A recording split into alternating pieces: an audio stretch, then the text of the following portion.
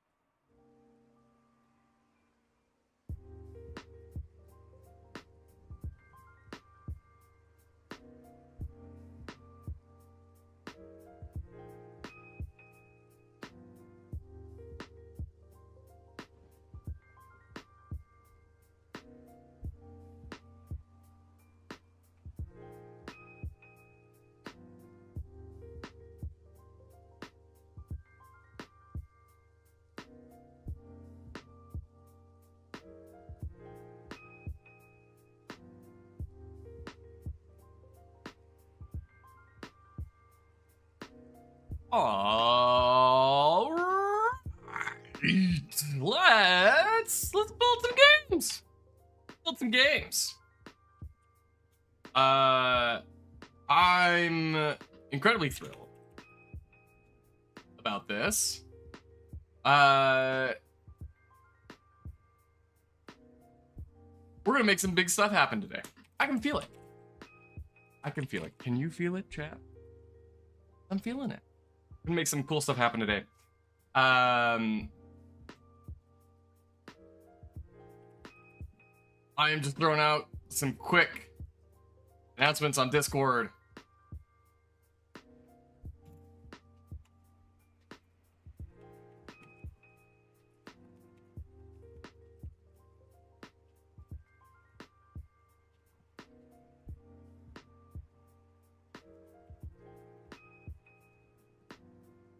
You're all doing well. I think most people are maybe on vacation right now.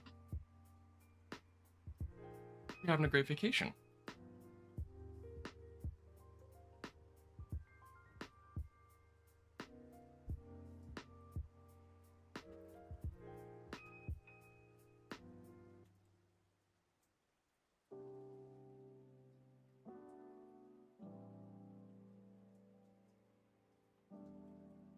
Couldn't be more excited about it.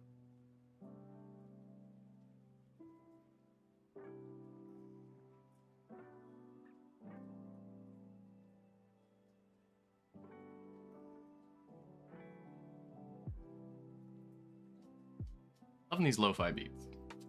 Love lo-fi beats. Not totally sure why. But it's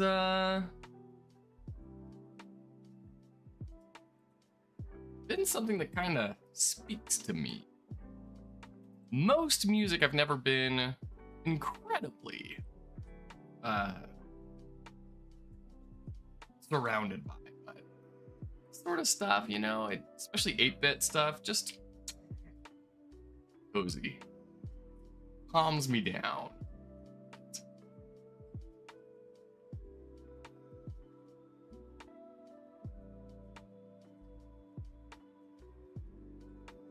Hey.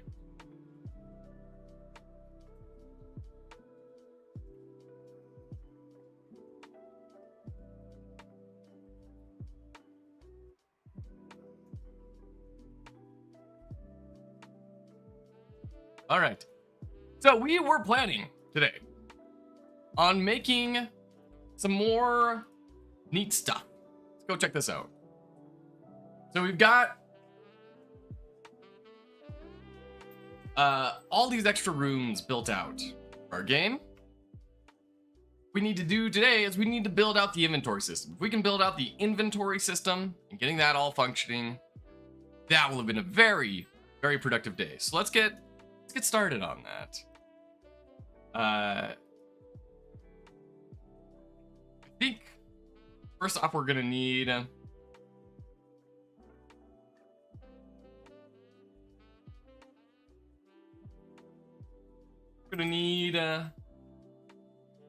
make something real quick. I'm just gonna make a quick little grid, and in fact, do that. Go back to GameMaker. I'm just going to take a screenshot of the game. We're in our rest mode. And then bring that over here. Igma. We'll just crop this in. Crop. Whoop. Okay. And where are we at here? 388, we'll say. 388 pixels. So we're gonna grab square. Just like that. You want to say hi to this? Say hi to everyone with your glitter nose. Oh, you're gonna bark, huh? Are the end times upon us? Now I've got the right dimension here. 275, not 388. Great. Then we're going to remove the fill, stroke, go white, and that up a little bit. Around the borders, and then it's gonna make some grid lines.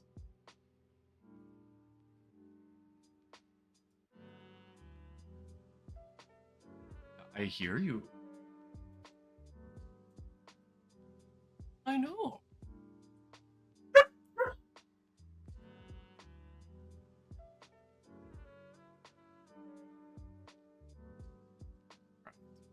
And I think we'll just go with a like 4 grid.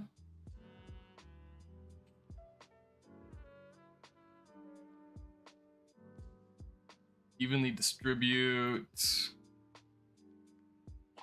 What? Must have been grabbing a vector instead. Okay.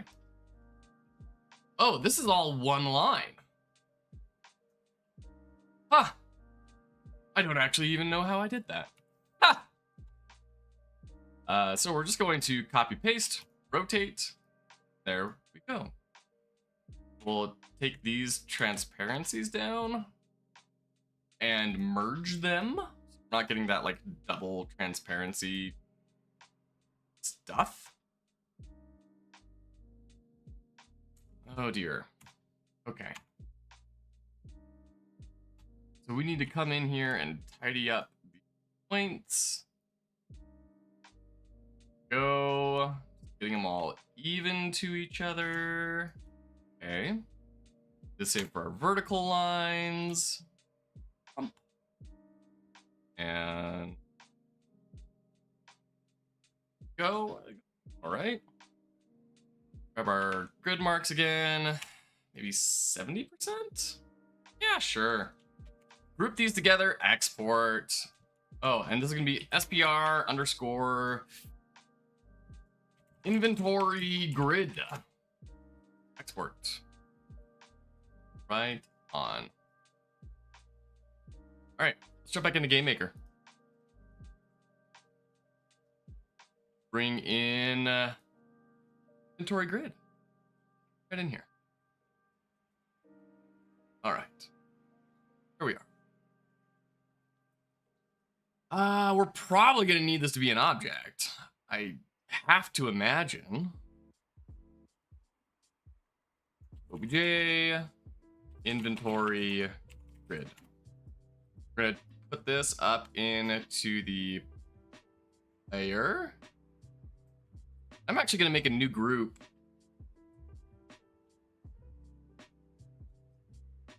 And this will be the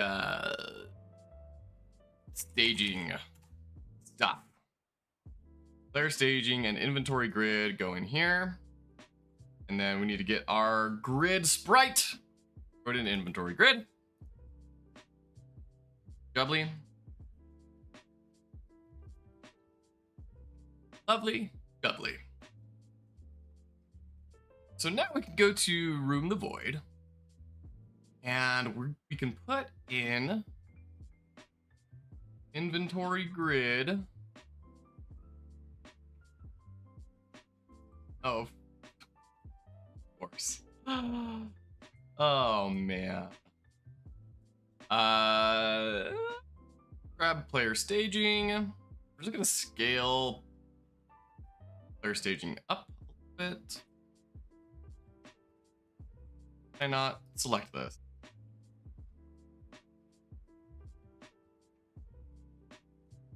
Oh, that's right, because it is a sequence, not an object.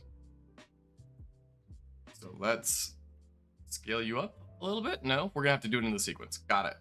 Okay.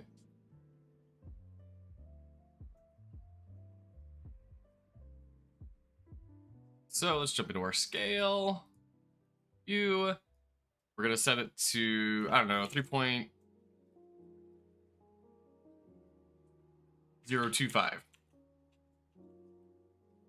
0.025. Okay. Let's see how this looks. What I'm looking for is, yeah, we've still got that corner clipping out.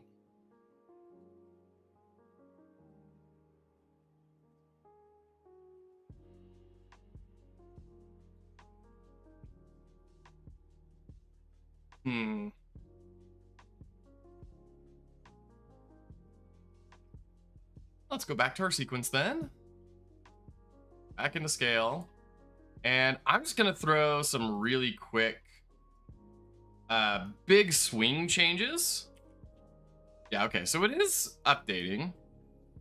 Let's go to 3.05 and 3.1. So we're moving by the same deltas. 1, 0, 5. Try that. A little better.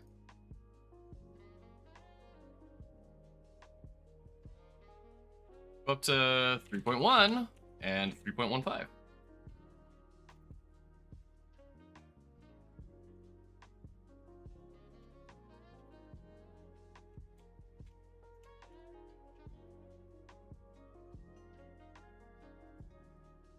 Ooh, getting so close. Another 0.5 I think is going to get it for us. And honestly, I probably shouldn't even be bothering with this right now. Probably just...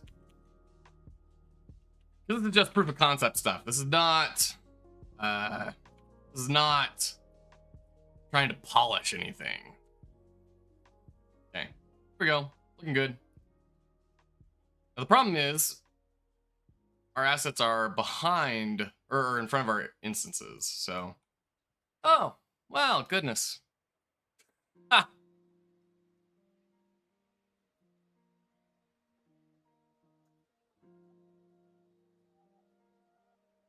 That's going to be something we'll have to figure out.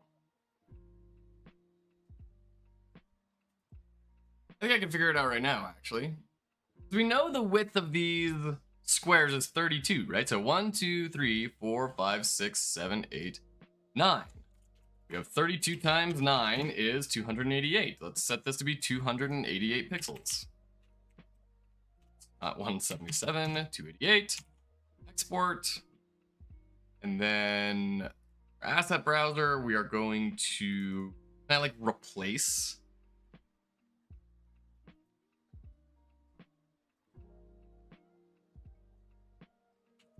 There we go.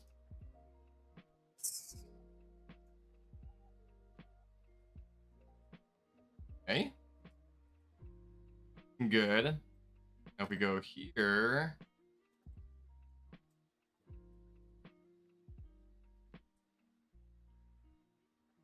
We need 288 plus, what, 2 squares? So 288 plus 64? That's 352.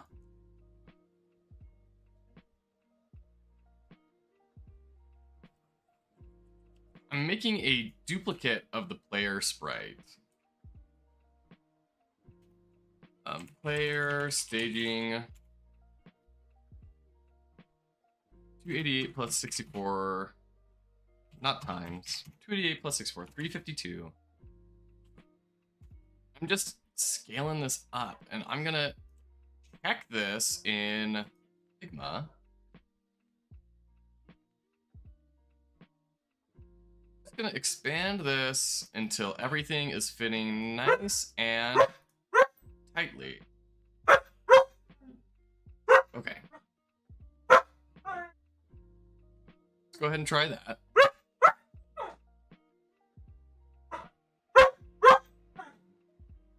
And then for player staging.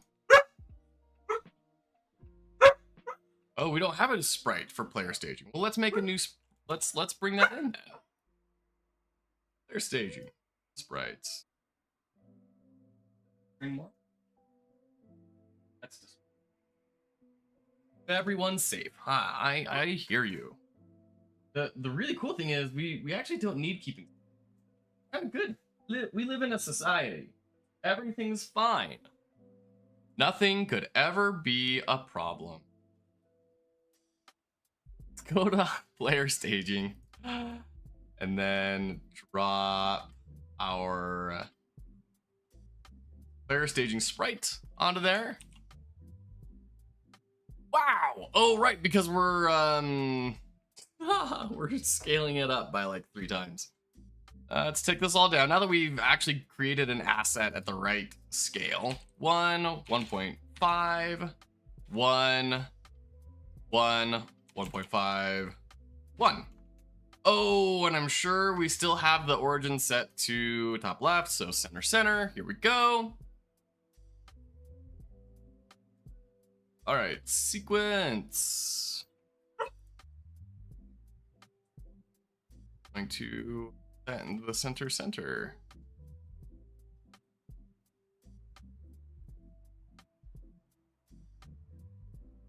You want to say hi?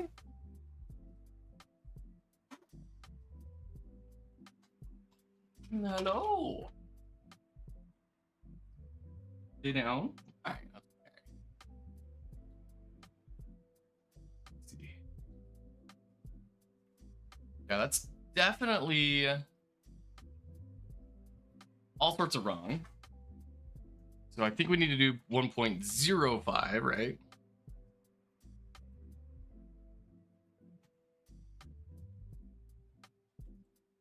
Go.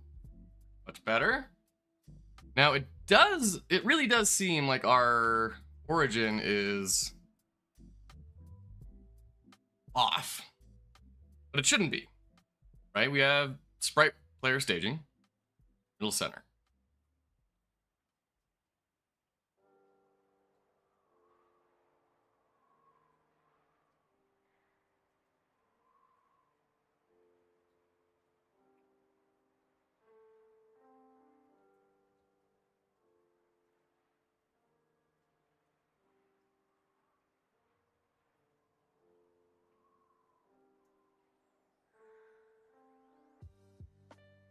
Oh, hey, I think it fixed itself. Did it fix itself?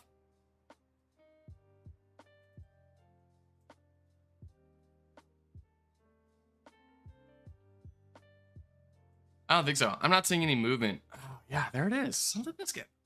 Why? Your origin is not.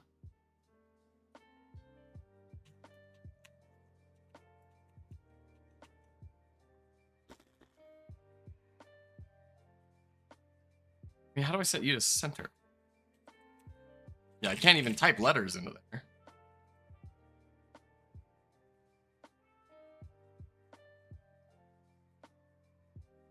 Add a new sprite, edit the image. And if we click edit the sprite, we just get taken down here, and the origin is clearly set to middle center. Okay, well, 64 by 64. I guess that's a way we can kind of just manually set it, although that seems like a bad idea. But go ahead and do it.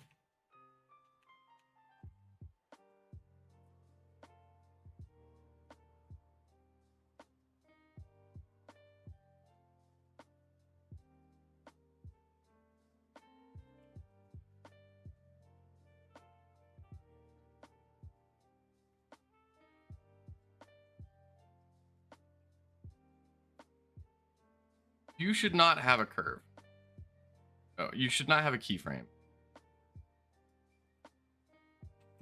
How do I delete that keyframe? Thank you. Origin needs to be centered. Not gonna let me. If you're gonna say this is four corners territory. All right, whatever. Perfect is the enemy of good, right?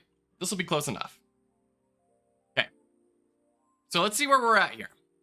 Let's go take a look. Bloop.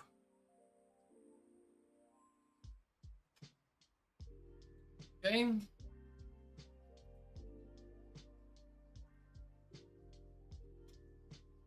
Why is that happening? Because it is moved.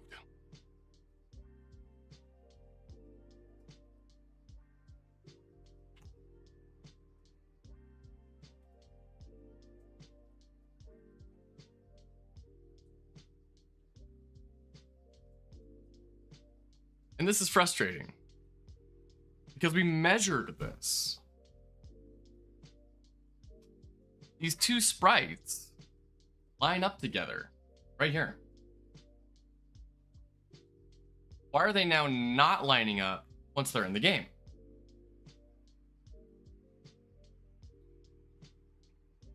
measure the dimensions against each other.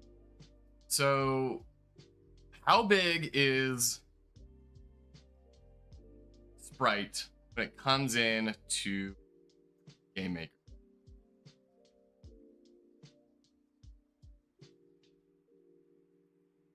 .288 by 288. That is the correct size. And then player staging. 402 by 402. That is also correct. So why is it not lining up the way that it does in Figma?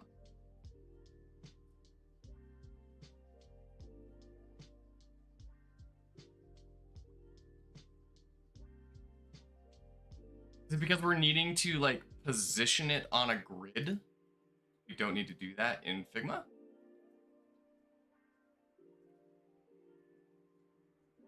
Maybe that's it. Is there a way to like reposition it? Oh, hold down control. That'll free position it. Nice. Right on. Okay.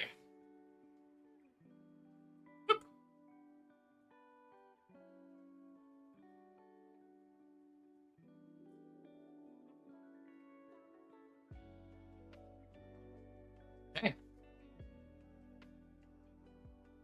Still, sequence is all a little bit off. I'm just gonna tone it down a smidgen. I'm gonna say 1.025. We'll just roll with this, whatever it is. Okay, right on. Cool. So what we want now is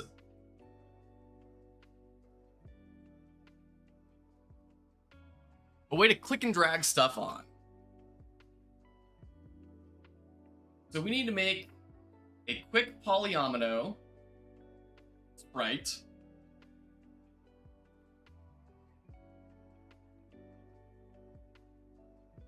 gonna be complicated. I'm trying to think, how do we do this?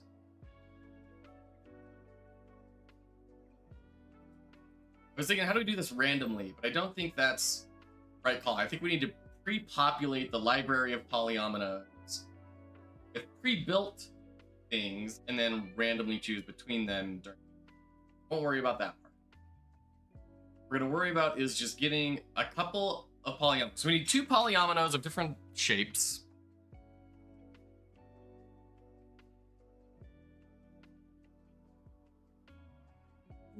All right. Just going to go square, and we're going to make them 32 by 32. Simple and easy. And we'll add a little stroke of like 50% or something. So it's really easy to tell how many squares there are. We'll do this one. And this will be SPR poly 1. Sure. You know what? Let's not name it 1. That's going to have me constantly looking up things are. So let's do line _3. Are we going to allow people to rotate? I think that's going to be important. So we don't need to declare horizontal or vertical. And then this will be SPR poly _T. And the reason we're calling it that is we're just going to plonk. There we go. So we're going to export both of these. Export. Hot dog. Let's bring these in.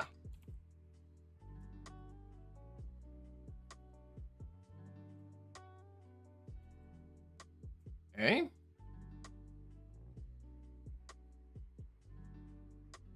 Got those. And then if I go to, I need to make some new objects. And we need to have a polyomino parent. And then we need, we'll just make 2 for now. OBJ poly line 3 is our naming convention. And then you, oh, not the poly parent, you, obj poly t. All three of you are going to go into a new group inside UI saying polyominoes. You three, get on up here. Hey, we're a poly parent. Poly want a parent. Right.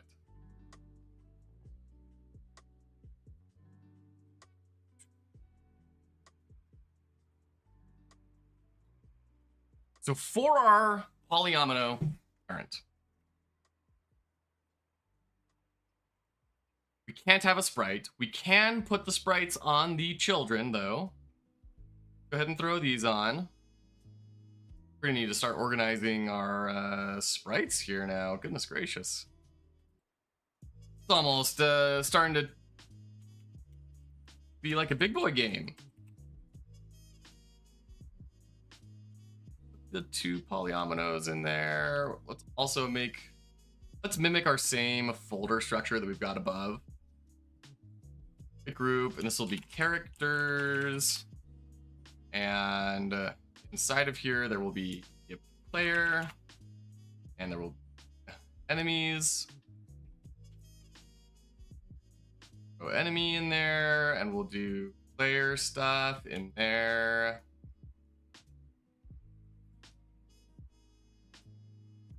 And yeah, we'll put the inventory grid in player too. That makes sense. And this stuff we'll just not worry about for now. Great. All right. Poly parent. So what we want is click and drag behavior.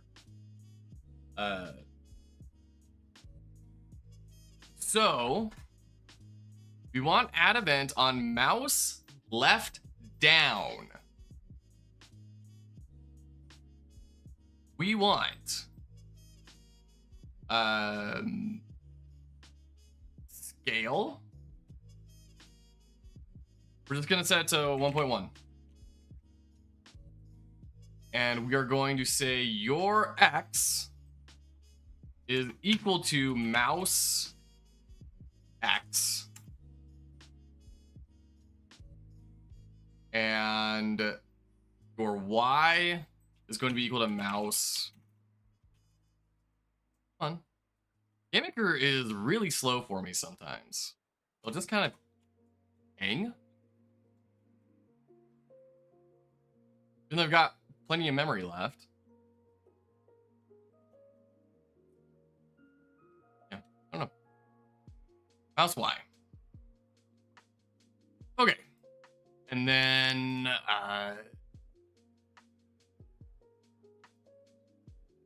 on mouse up, left released.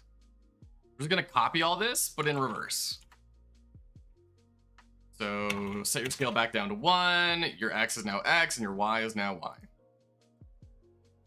Come on.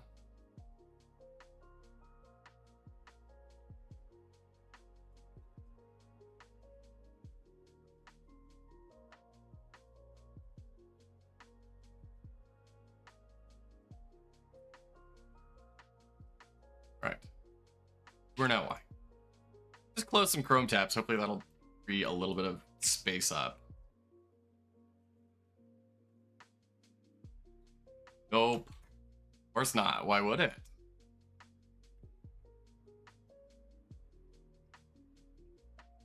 Strange. In case. There we go. Okay, so theoretically, if we drop some of these objects into the void, we will be able to click and drag them.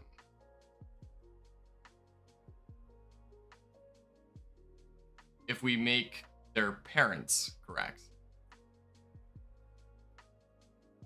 So parent set as UI, polyominoes, polyparent. Parent objects. Y. Polyominoes. Polyparent. Perfect. All right, let's see if this works.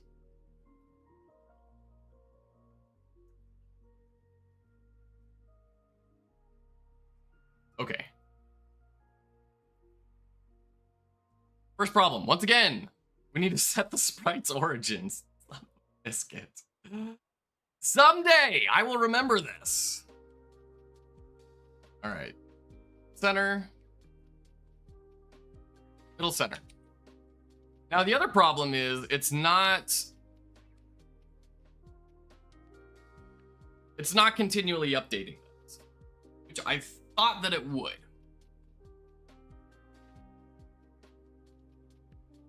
Which is Major Bummer Town. I need to look up how does this left down event actually work.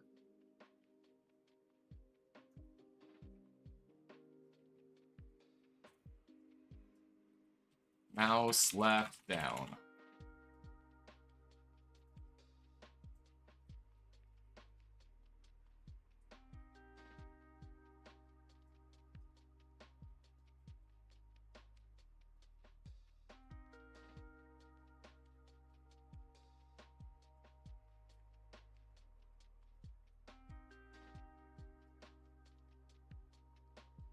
Okay, so here's an option. We could do a if mouse down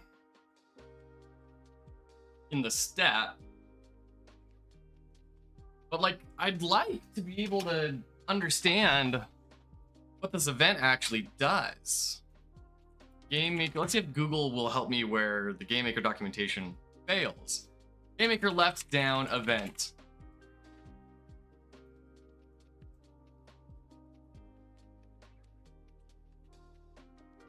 Left, down, left.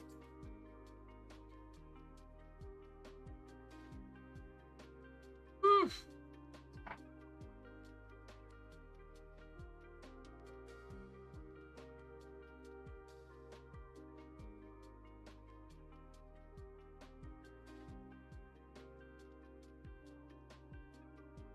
This is driving me crazy. All I have for this is a left down event with this code, selected equals true, and it won't work. Then I use if mouse check button pressed, mouse button left, selected equals true.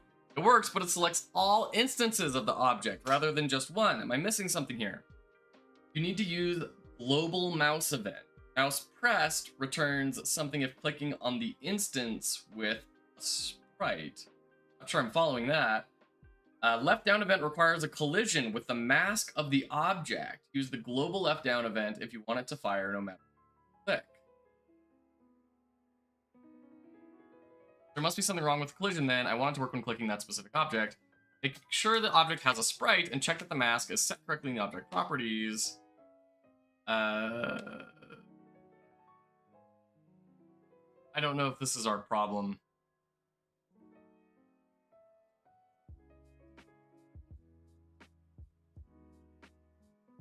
Every time you click the mouse, every instance detects it and sets selected to true. You need to only set it to true on the instance you have clicked.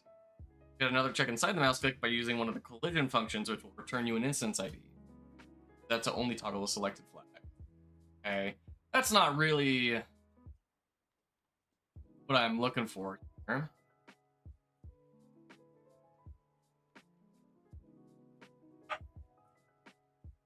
Okay, this seems interesting. I'm new to GameMaker, trying to figure out why do I need key down events if I can do them in step and vice versa. Key down events are mostly for convenience, like launching only on those steps the player is holding down the key. Also, teaching a newcomer something like add left movement on key down left, add up movement on key down up, etc. is generally easier to grasp than use this or that conditional GML block. Okay.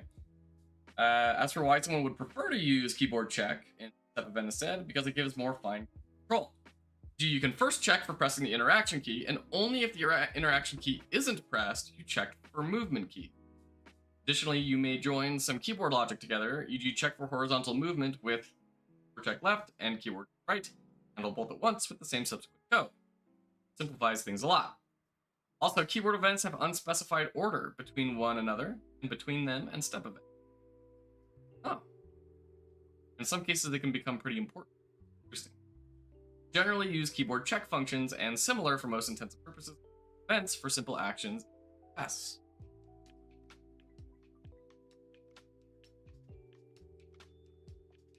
That's interesting. All right, so then I think what we're just gonna do then is we are going to make a step. I think that's gonna do what we want better.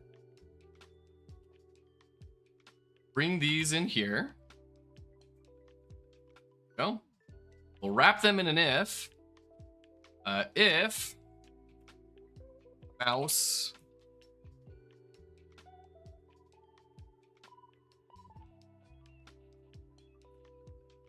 check button.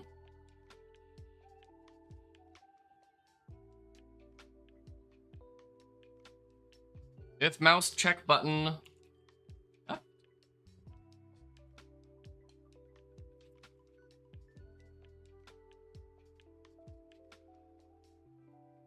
MB left? Maybe? Maybe? But a true.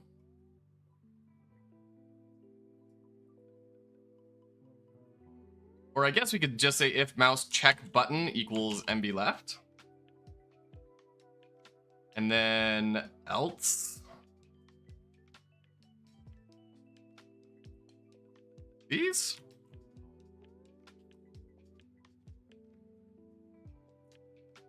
Come on. Inside your elf. Else. Oh, you want no. Oh, what is happening? Okay. There we go. Got it. Okay. If this, else this. And then what? I think we're gonna have to do some tricky math. Yeah, like rounded most next position of the grid. And we're also going to need to check through every single square to see, is this colliding with anything? Will we? Or can we just say collide? And we're also gonna need to rotate. So let's add some comments in here. Check if click and drag. Do. We need collision checks and we need rotation keys.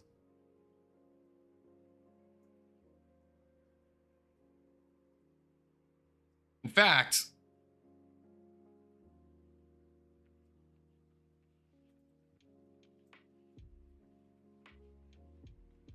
I'm gonna do that right now. So I'm gonna throw another if in here at the very end of everything. Go, and we're gonna do this same check. If mouse check button equals MB right, then we will rotate the sprite 90 degrees relative to itself.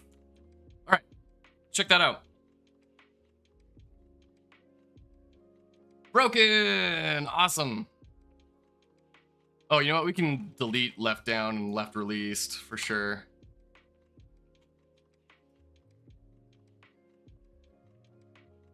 Okay. Still breaking. So let's check out our live preview of our code. Let's see what's actually getting written. Okay, so we can't do mouse check button equals true. Or equals MB left. So we do MB left equals true. And MB right equals true.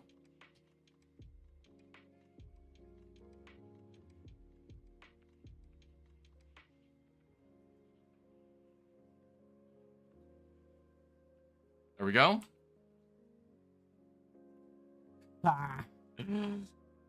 Hey, look at that.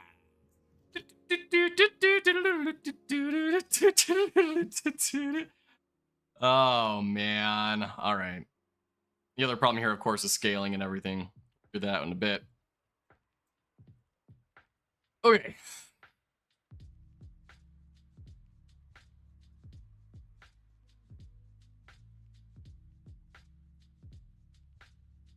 So we need to add a cooldown.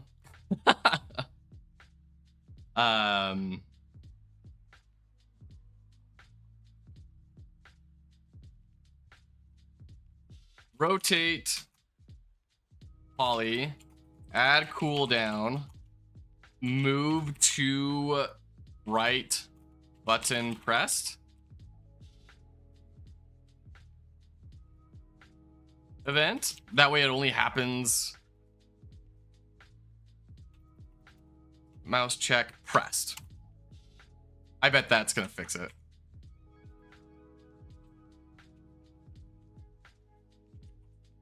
I bet that's gonna fix it. Yep. Easy game. All right. So now we just need to set the instance scale of self.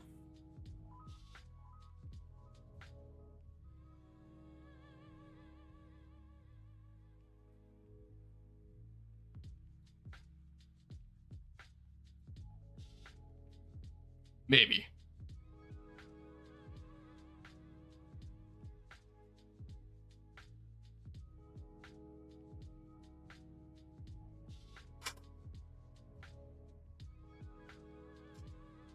So how do we get just the instance? Are we gonna have to do like a collision? Or like check. So we read about this.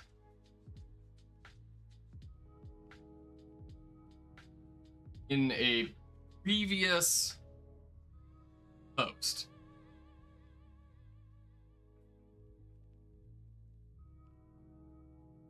So every time you click the mouse, every instance detects it and sets selected equals true, selecting all of them.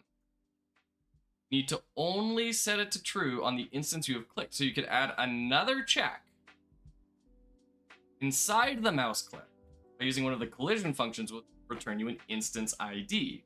Then use that to only toggle the selected flag to true. Okay.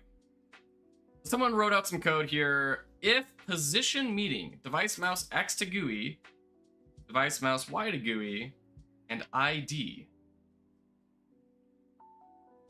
So what is position meeting then? Position meeting takes an X, a Y, and an object.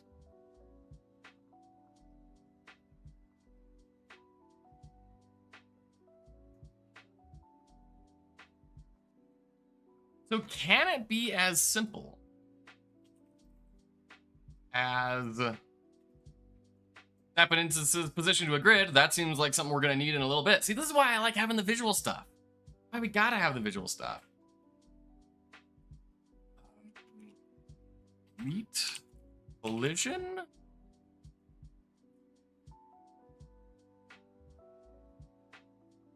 Ooh, this is looking good. If object at place, if collision shape.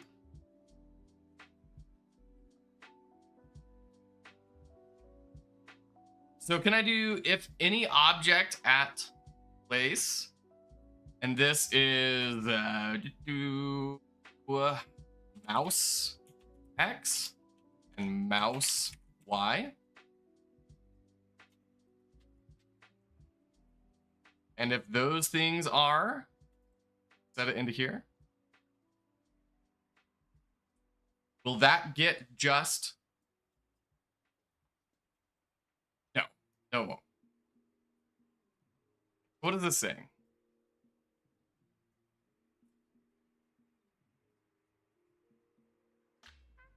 Okay, so we want it not. So if there is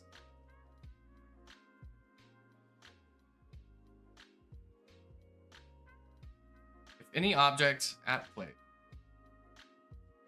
we check not. So if not, space empty. We might just need to move the code.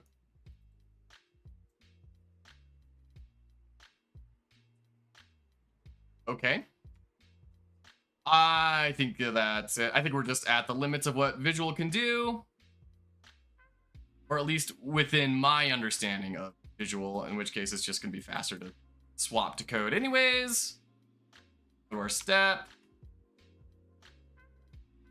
So. We're just going to nuke all this. And if position meeting at mouse X, mouse Y, and you need to get the unique instance ID if the object being collided with. You should use instance position. Oh! With this function, you can check a position for a collision with another instance or all instances of it. In addition to objects and instances, the function also accepts all another. Okay.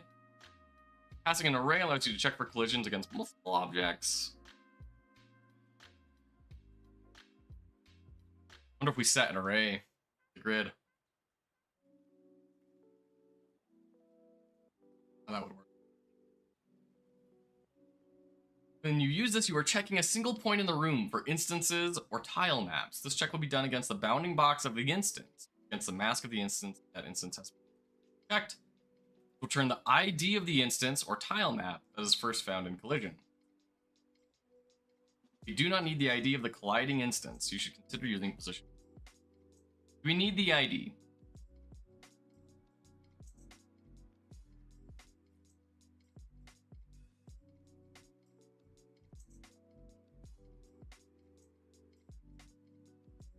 I think so.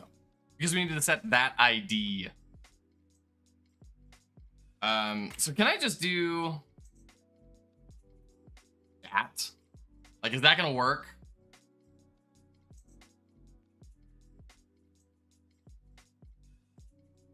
Why are you freaking?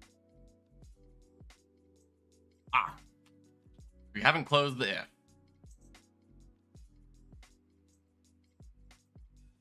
Hey, yeah. See, that's what I was thinking. The rotate is gonna need the same thing, and probably the scale as well. Yeah. Okay.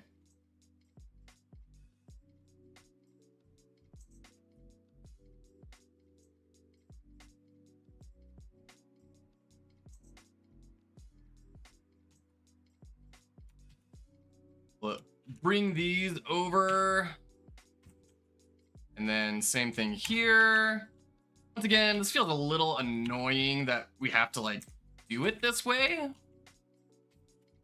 It feels like this is the sort of thing that should have a more built-in state.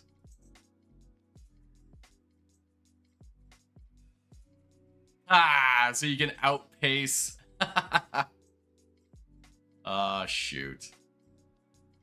But hey, it's all working correctly, so that's good. You can slot things in. The problem is we need a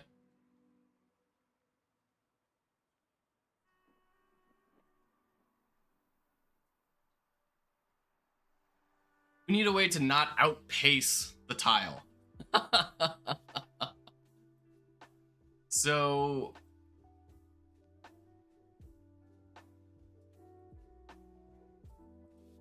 it's almost like we do need to set that in the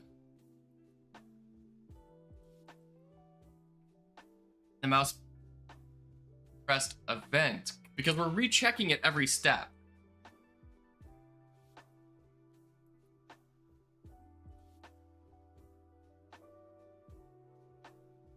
It's like we need to say, oh, you know what? Here's what we can do. Dex Leon, how you doing? Good to see you, friendo.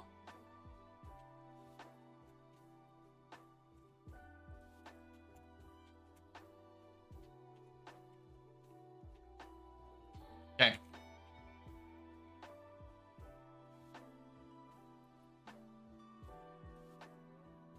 So what we're going to do here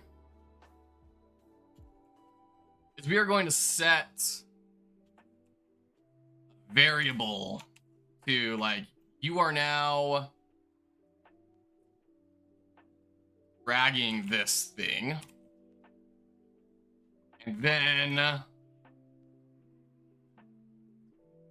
upon colliding with something, we're setting that to true. And then you are forever dragging this down until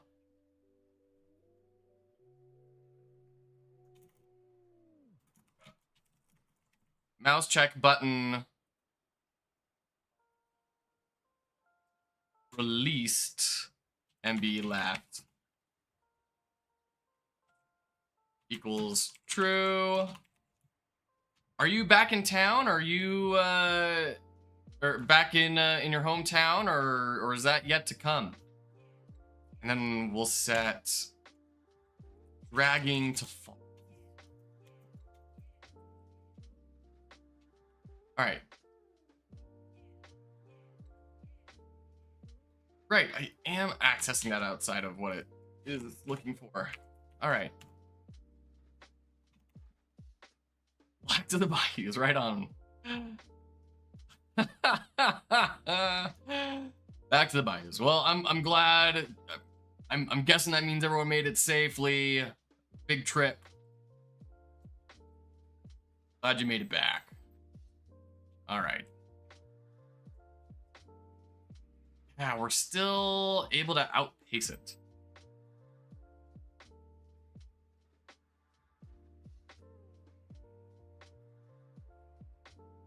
So why is that?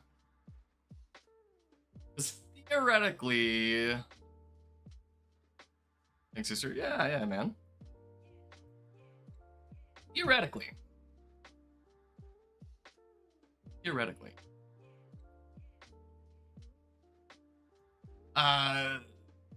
We are setting this dragging variable to false, and then we are checking if they are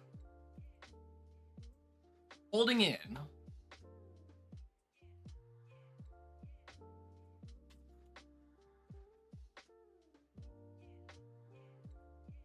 if they're holding in left mouse,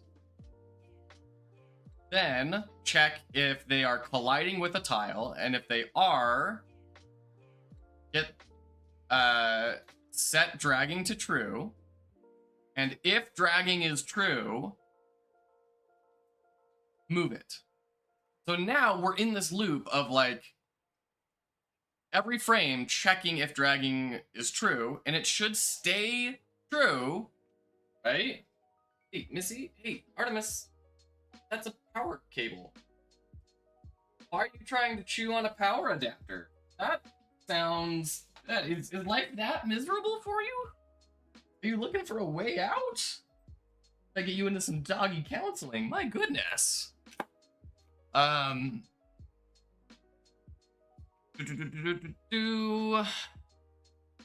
I mean, it should stay true until you release the mouse button, right? At which point we reset everything.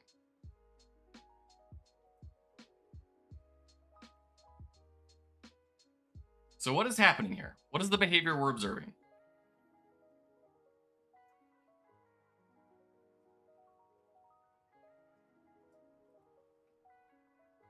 Oh.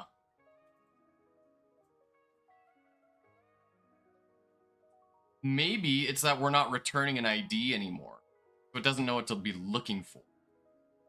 That might be the problem. So let's set, make a new variable here.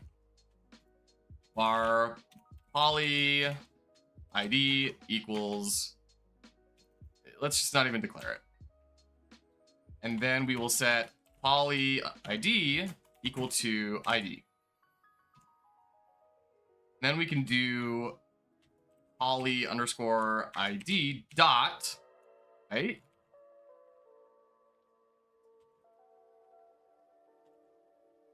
Theoretically,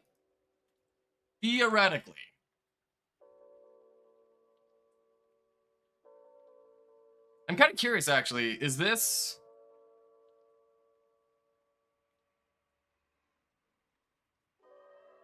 Yeah. So if I am moused off, I can't interact with this at all anymore. If I let go, it doesn't shrink down. Yeah. Can't rotate it.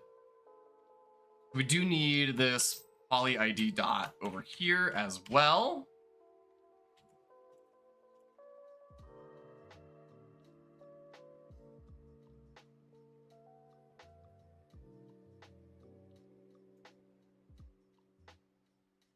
Try this.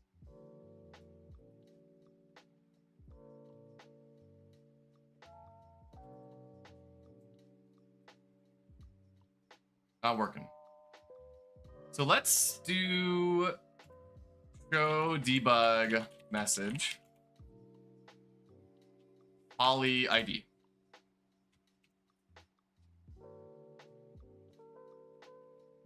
See what we get here. Whoop. Local variable poly ID not set before reading it. Huh. Really? How did that happen? We can figure that out. That may get us closer to figuring this out.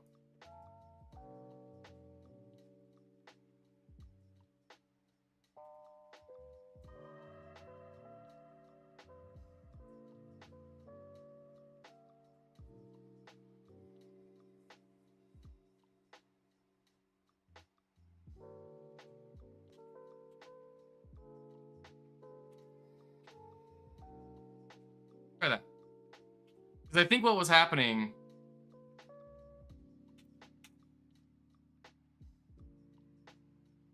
if poly underscore ID. I think what was happening is we were cycling back up in the next step event and declaring a new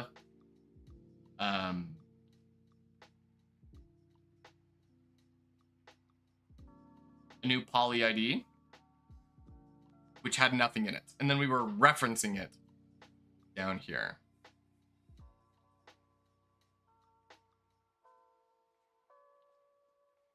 So I kind of also want to check on dragging.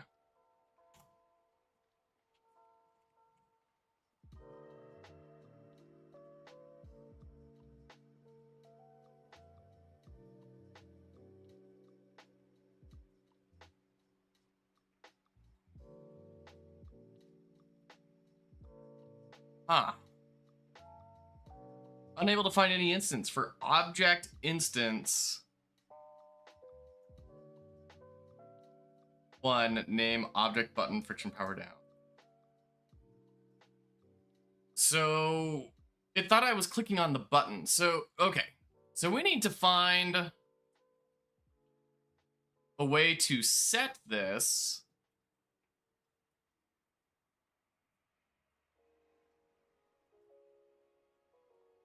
for just polyominoes, because it's checking everything now. That's not good. We don't want that applying to everything.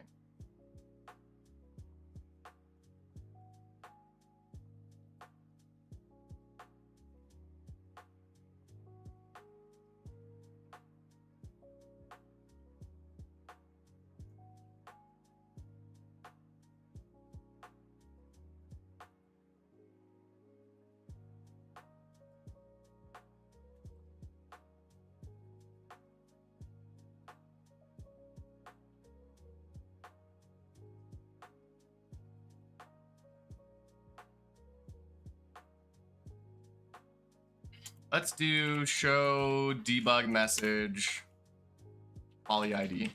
I think I need to like visualize how this is working in my head a little bit more.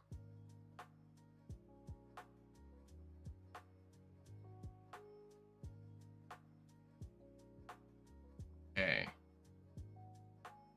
So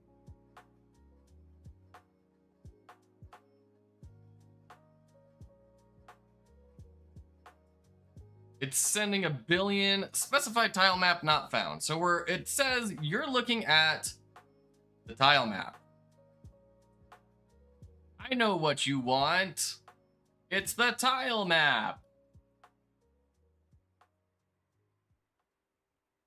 Which clearly is not what I'm for.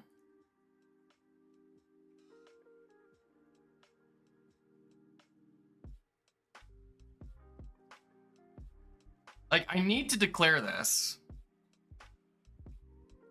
I guess we can declare it and then say if position meeting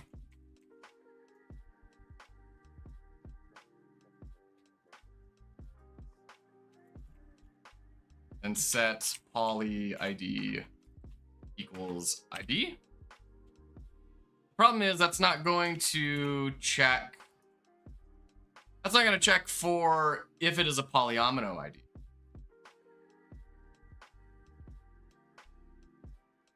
Which is really annoying. We might just need to take it out of the step event.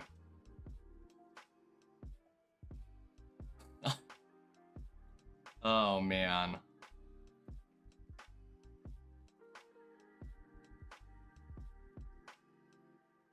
Oh, right, because we crashed because that line was trying to display it without head. Christopher MC, hello. How's it going?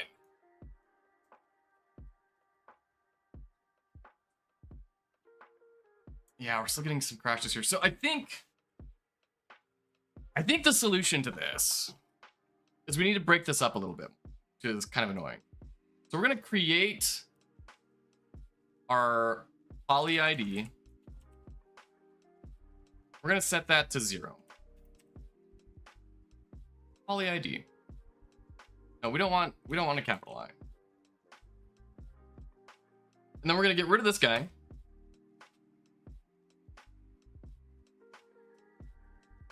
We're going to get rid of that. Oh, and we're also going to want dragging too. Doing fine. Very nice. What brings you in here today? Having a good holiday vacation, I hope. Having a defaults. And then we're going to want a mouse. How about you? I'm doing great. It's a wonderful morning of game dev for me. Thank you for asking. We are building an incremental platformer. So the concept is you're going to go around different platforming levels, and then in between levels will be the incremental side of things. So you're going to be accruing these polyominoes. You can drag and drop onto your character, leveling them up, changing their ability sets. You can go into a shop and get different attributes and get, fine tune your platforming to what you're looking for. And then try and do the next level. So it's kind of a mix between Thomas Was Alone, Cookie Clicker, and then if you ever played the timeless classic Star Wars droid builder from the 90s, you'll kind of get an idea here. Okay.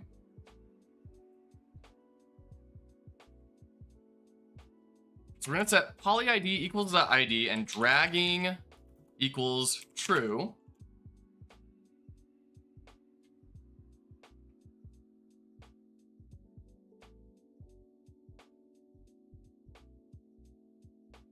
Declaring outside of the create event. It's right there. I believe you're mistaken. You never played it. This was a treasured gem. There were a couple of weird Star Wars games that came out in the 90s that were like just phenomenal. And if you didn't manage to hit them while they were there, you're missing out on a wonderful experience. Star Wars Droid Builder was this awesome thing where you would go into a level with a droid and you try and get through these various kind of 3D platforming obstacles. And then eventually you'd run into an obstacle that you couldn't accomplish on your own. Maybe it was like a treadmill was running backwards and you weren't fast enough, or there was a block that was too high to jump onto. So you'd exit out of the level, and then you'd build your droid with all these different like Lego parts and change how they operated, and then send them through the level again and try and push them through. It was really rad. Is that GameMaker? Yes, it is GameMaker. Absolutely. Absolutely it is. See, I do have that in the title, right? Yes, I do. Okay, good. Oops.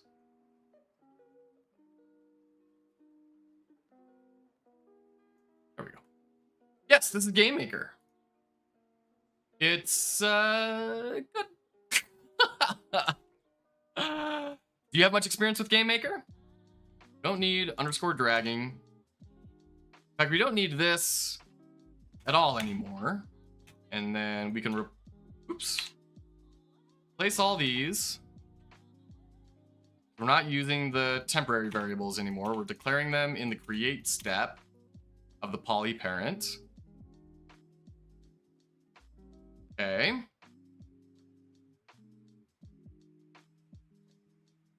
We're not declaring it, we're just assigning it. What are you talking about? Try this out. Okay. Got another crash.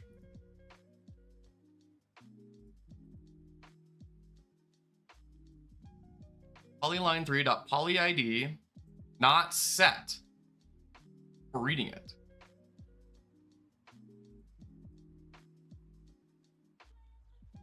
In our mouse down event. Oh, show debug message underscore polyid. That's our problem. There we go. Once again, we were using the temporary variable we made earlier. That's our problem. Hopefully. Hey! Hey!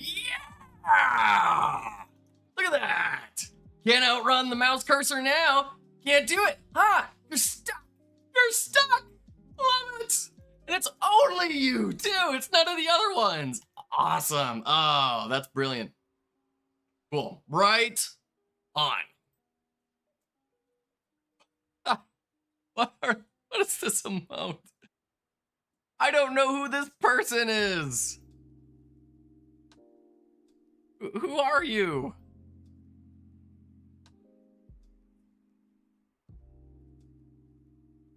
I don't know what that person face is. No clue. Oh, man. Cool, right on. I admit, my immersion into the Twitch atmosphere is so minimal that I'm terrified of using any emote. Because I feel like I will use an emote that I think, yeah, this kind of encapsulates how I'm feeling, and it's gonna have a completely different contextual linguistic understanding amongst the Twitch community. They say, no, you can't put that face down. That means you're pissed off at them. Like, well, why? Why does that mean that they're smiling? You just looked happy and celebratory for you. Oh, man. Right on. Okay. So, we've got that. We need to go back. We need to change our polyomino sprites here. They need to be a different size. Actually, let's go back here. Actually, let's not go back. I originally planned for these to be one square on our grid, but obviously that was a dumb idea. What we want is, I'm gonna set this to like partially transparent. Ooh, and stroke to the inside, yes. And then your stroke needs to be outside on all these. There we go. So now I can just set this right like that. And then bloop. Go. In fact,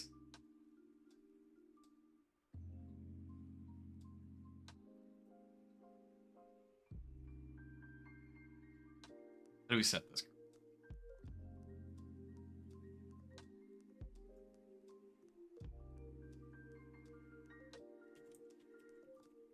I'm going to steal ideas from other games. I'm going to see how they handle this.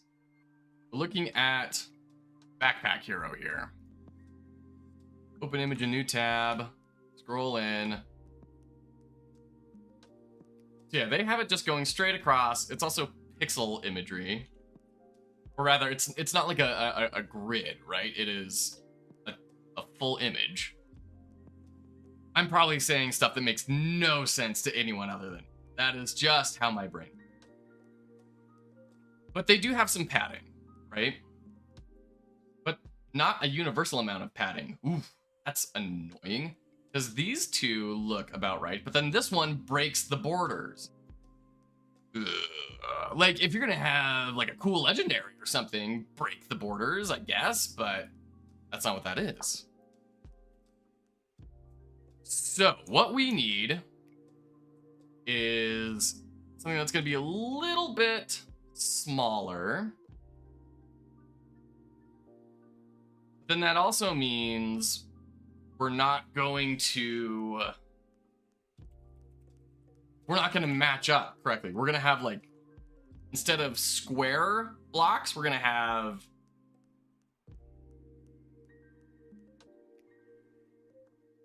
rectangles to make up for that. So let's go no padding, and instead we're gonna set a rounded corner here.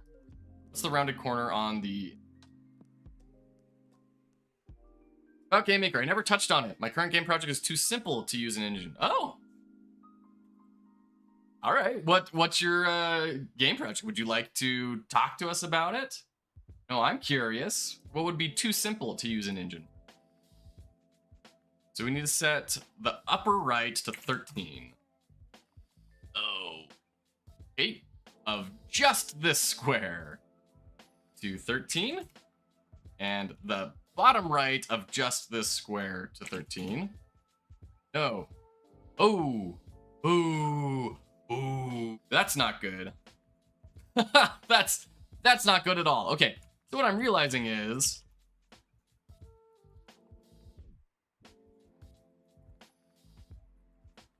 we might not want to round the borders, like if we're right here, right?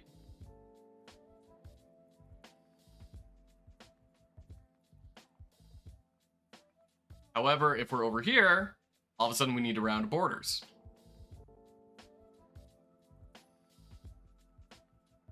Also, is this way too big? Oh, obviously that's not a rectangle. All right.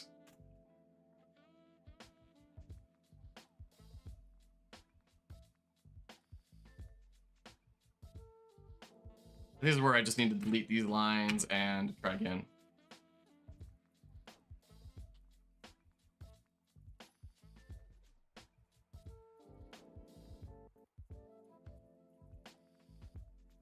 Single phrase, it's a game about create your own vehicle. Oh, nice. Sort of a Banjo-Kazooie nuts and bolts sort of experience. Check you out. I saw a blog of another indie dev who's been working on a project since pre-COVID. That he was talking about, you know, a lot of his struggles. He got financing for his project. It fell apart during COVID, and now he's kind of rebooting it.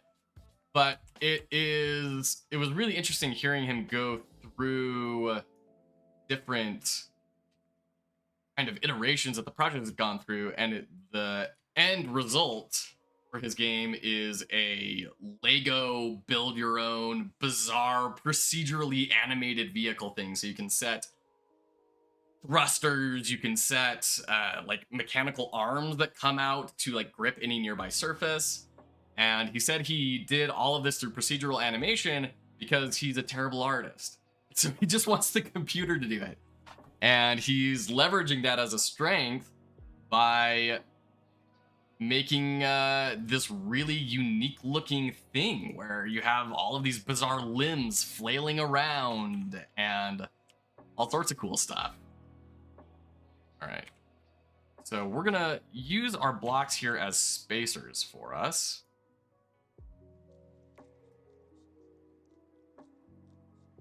Copy that. Move you there, and then we can move you down. This is a problem. We're gonna have to intersect with these lines. Because otherwise we're gonna need a gap of the border width between each block on our polyomino.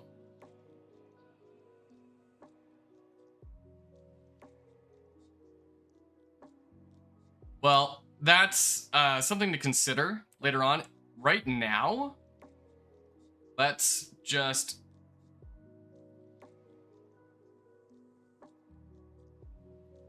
this.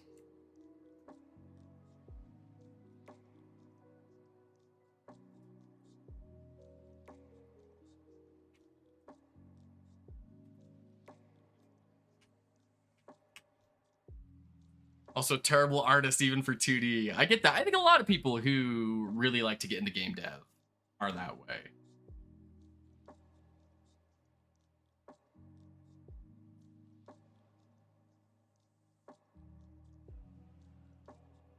I am definitely no artist. I do very well at design.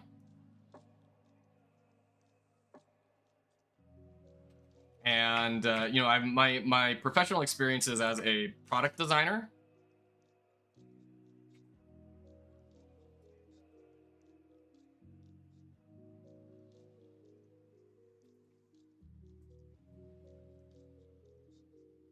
I'm a bad artist, but Blender is so good on it. Oh, nice. Rendering using Blender to make the game art. Oh, very cool. So it sounds like it's a 3D space then, right?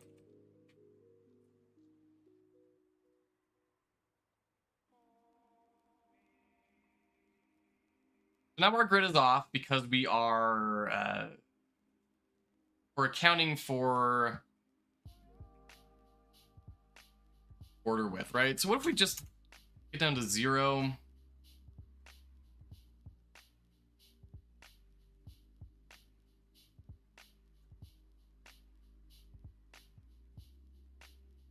No, duh. I know what the solution is here.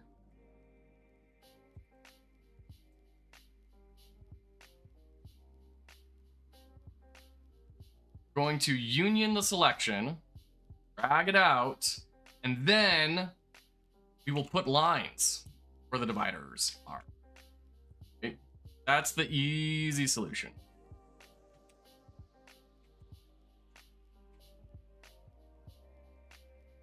U3, group, and then you need to become 1.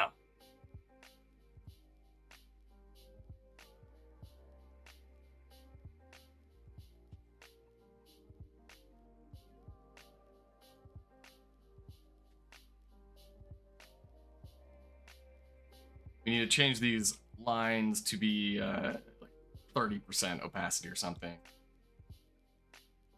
In fact, not a different opacity. No, we want them fully opaque. We just need them to be gray or lighter. And strip.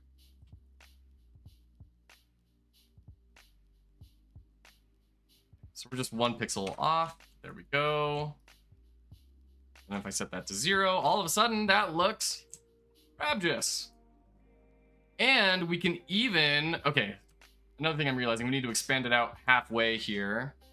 And then we can set our corners to 13. Yeah, that'll work. Okay, that's a solution. That's our solution. It's 3D rendered to 2D sprites. Oh, wow. That's very interesting. So, I'm hearing you say, and I mean this with all due respect, because it sounds like your project is very ambitious, and respect, you know? But it sounds to me, when you say it's not very complicated, and then you start talking about like, this is using 3D assets rendered as 2D and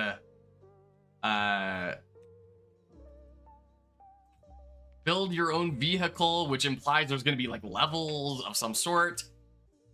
I'm curious how you came to the conclusion that that was so simple that it didn't need an engine.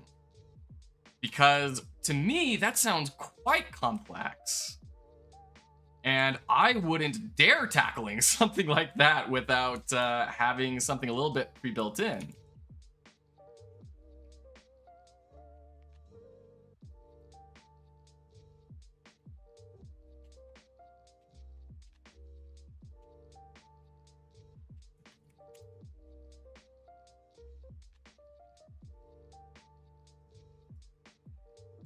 Have these guys set to A6.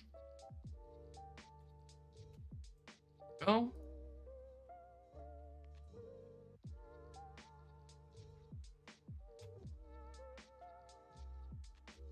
Need the back right there.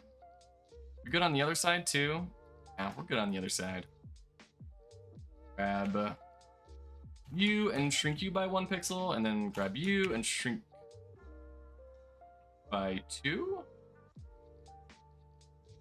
We're doing up top. Bring you down 1 as well. Okay. Here we go.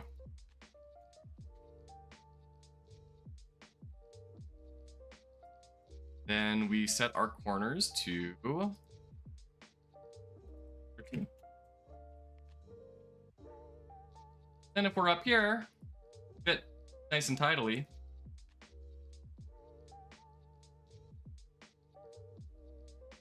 What is happening?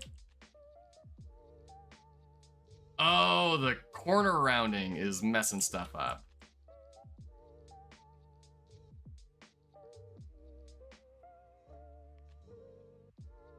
Are these not equally spaced?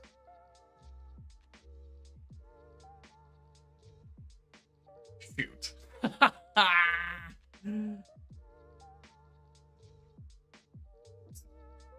Okay. So we want the vertical lines grouped, the horizontal lines grouped. And then we're going to take the horizontal lines, compare it against the rectangle, and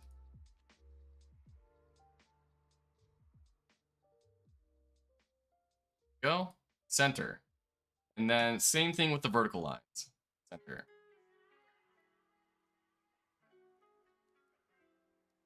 All right, looking here.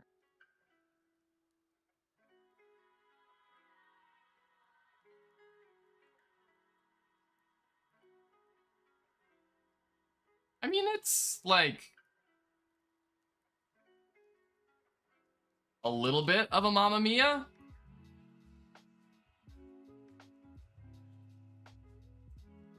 These are not equal. Okay. So you have 288. Let's do this mathematically. 288 divided by 4. We want 4 widths.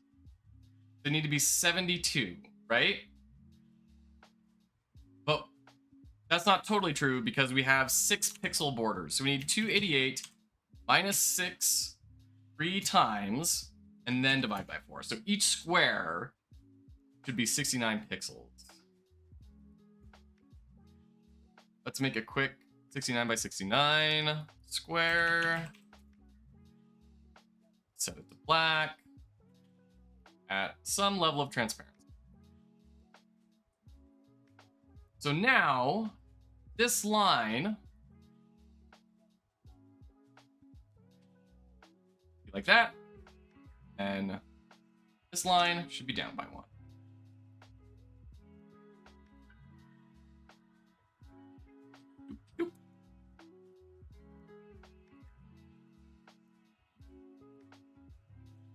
I'm wrong.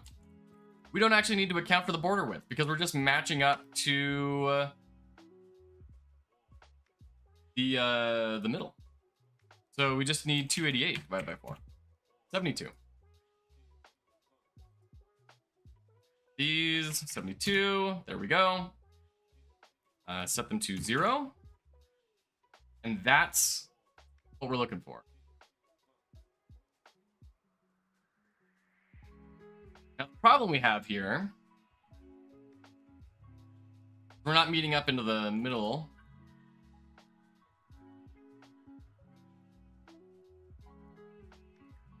Line that up.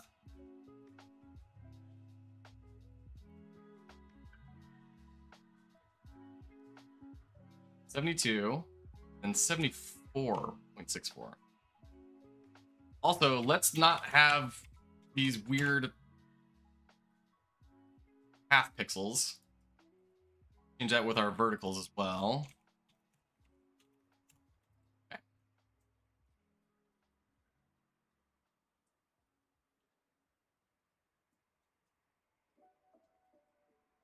We don't want any of these rounded pixels happening. They throw off measurement.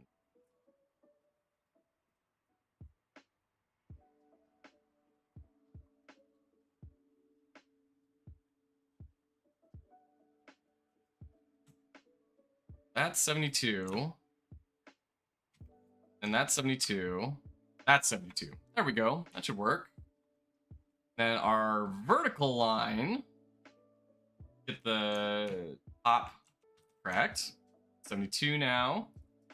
Go to the middle. Just that. Oh, we got half pixels.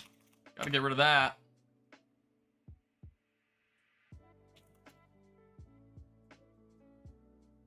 Two. And once again, get rid of the half pixel. 35. 2, and then 72 measured on the bottom. Good. So now that should all be equispaced. Set this up here. I'm gonna actually here. And if we that, and then that, going halfway in each. And you know what, we need to set this to semi-transparent before we start really messing around with stuff. See, I was a pixel off.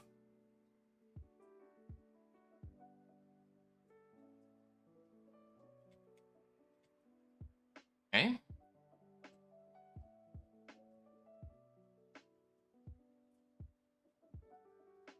Good, 0. And I want this horizontal line to be 0. Good. And we want this vertical line to measure 0. Come on. Good. Okay. That's all lining up correct. And we need to go in and change our our outlines. Smidge up, smidge up, smidge up.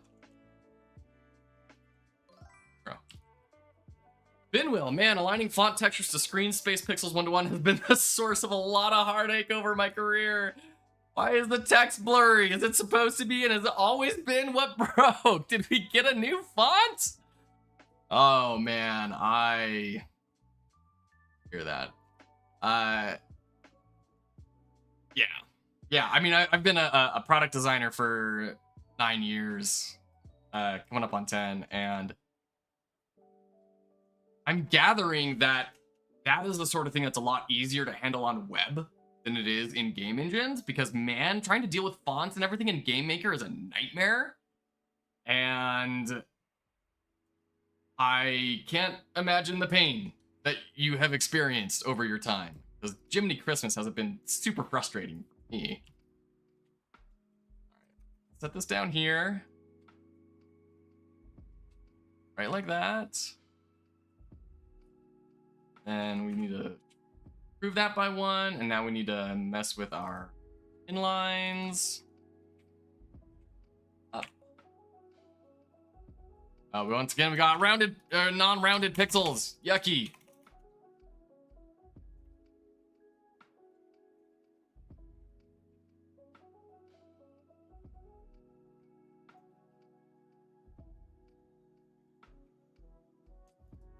Two by 1.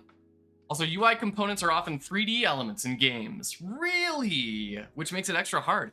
UI components are often 3D elements? Why would they be 3D elements? Like, if you have a 2D button, why are you making it a 3D element? I'm assuming that's some, like, engine thing. Darn if I know why.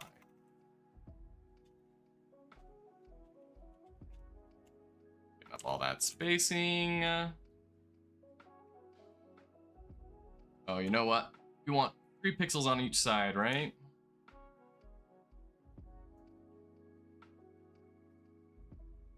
Oh, hold on. Okay. Yeah, good. So we're lining up. Perfectly there. Perfectly left and right. Perfectly up and down. Now, how do we do this horizontally?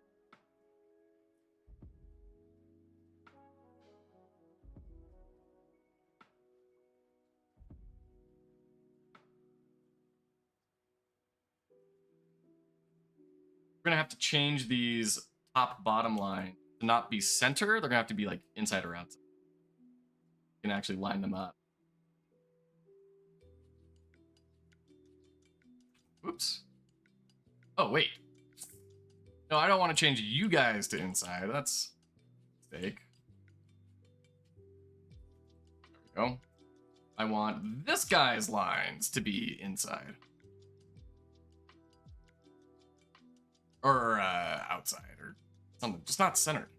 I guess with lines, there's no real option for that. Is that right? Is that what I'm seeing here?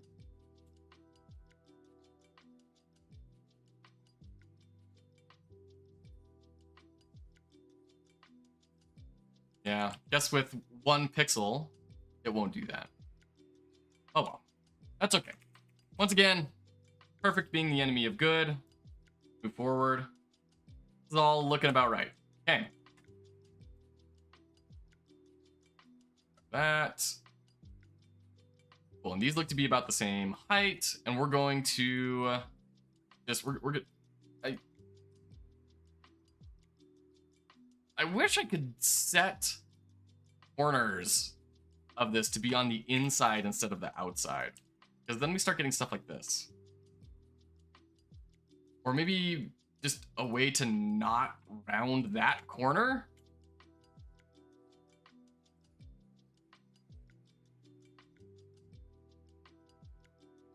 Because it's doing it appropriately down here.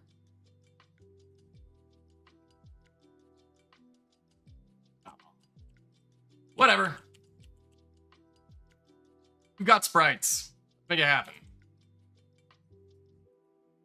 Okay, I believe we're being enlightened on why UI is 3D sometimes. Because sometimes text is attached to characters in game. Sometimes you want the UI to be represented by a 3D model with animation, etc. Think name tags, ammo counts on guns, etc. If it's text in the real world, it's not so bad because as the player moves around it, aliasing of the text due to the camera shifting makes it clearer. But if the text is in a fixed location, that pixel alignment is really important.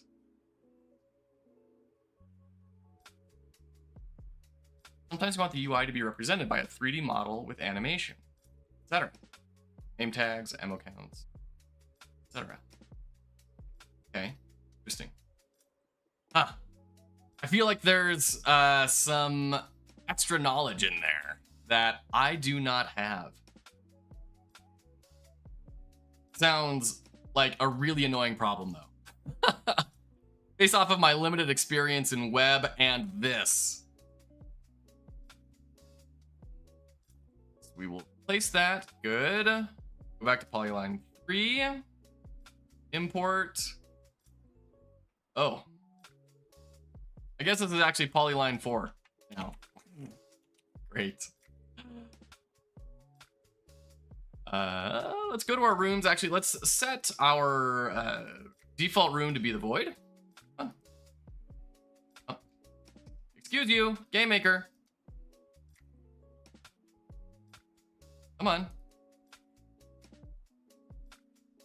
Why are we not opening up our room control panel?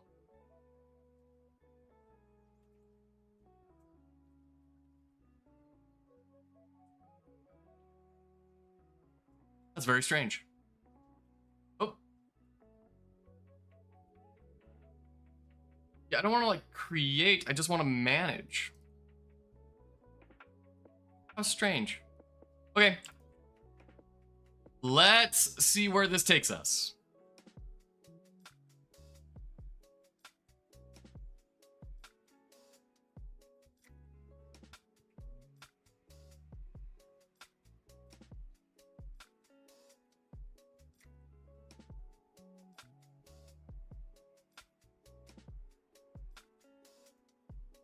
Too big.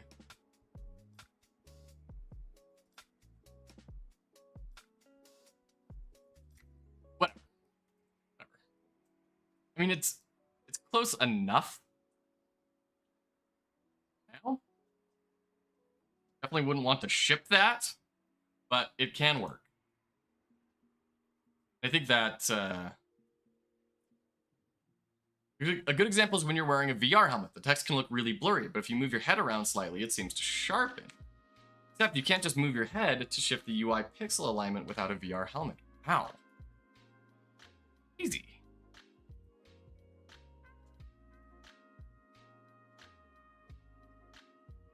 Here we're at the inevitable point where I try and make effects less wild.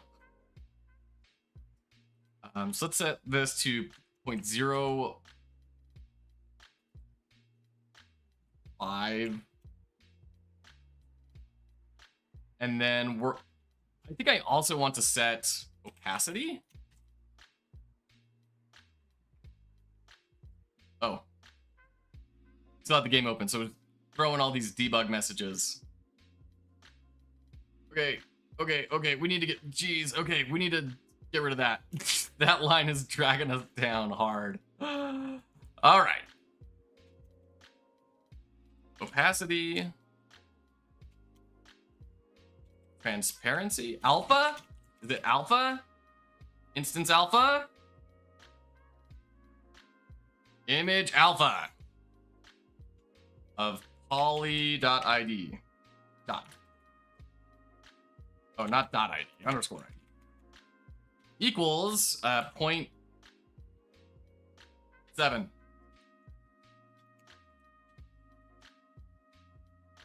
And we'll copy this and we'll reset it back to 1.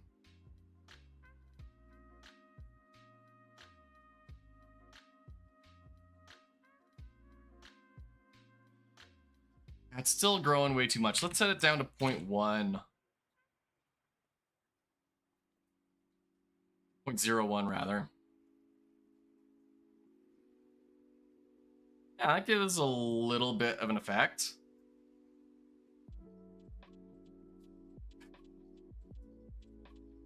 Oh man, that's so frustrating. Why is it off? Why?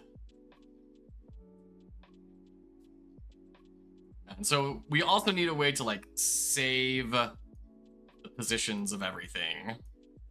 Let's add that to, so we got the rotation, we need the collision checks, and we need save the adjustments. Okay. And we also need visual effects on sprite. On player sprite. And we also need a way to communicate what the tile actually does.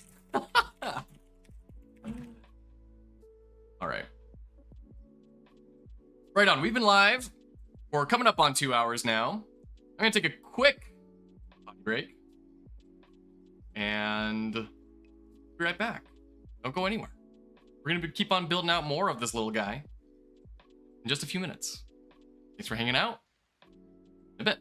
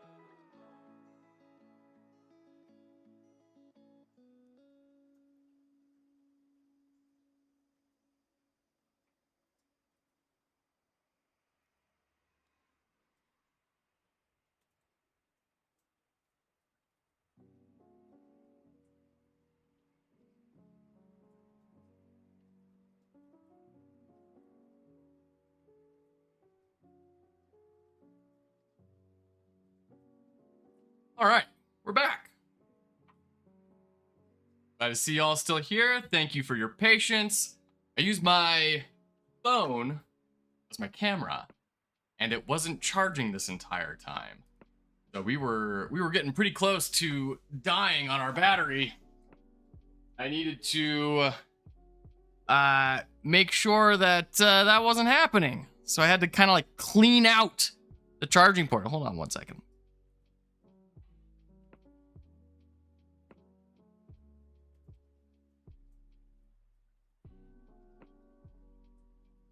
All right. Just had to double check that it was charging because it's not showing up as charging on my computer, but the phone says it's charging, so we'll trust the phone. Okay. So, just to recap here. Today, we have built this polyomino set. Oh, there we go. Something kind of broke with it earlier. There we go. We are trying to get it snapping to a grid. Let's actually do grid snapping first.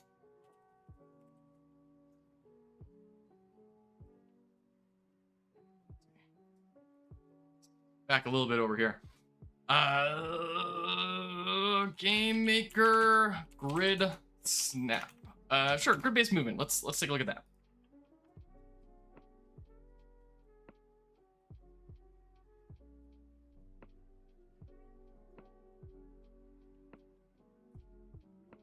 Check for key press, create two variables that contain a target X, target Y. Check for collision against target X, target Y.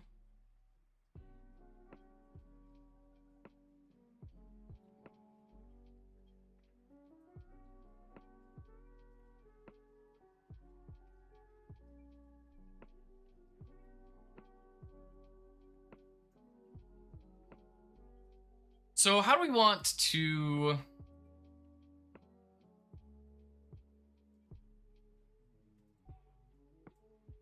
like structure this, right? Let's diagram this out.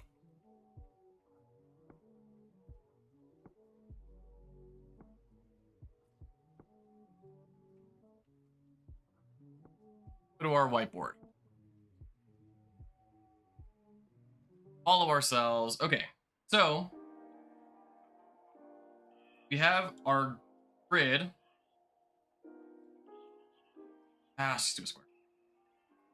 Let's not make it harder on ourselves, shall we?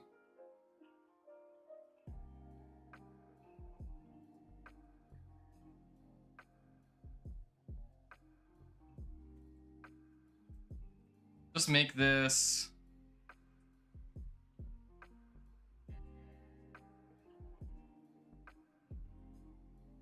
there.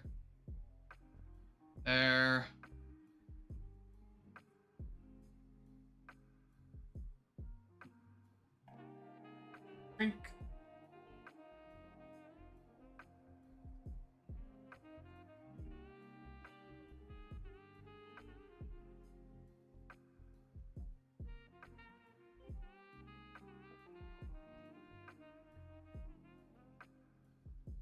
Go.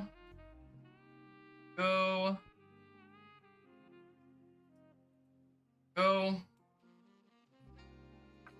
One wider, one taller.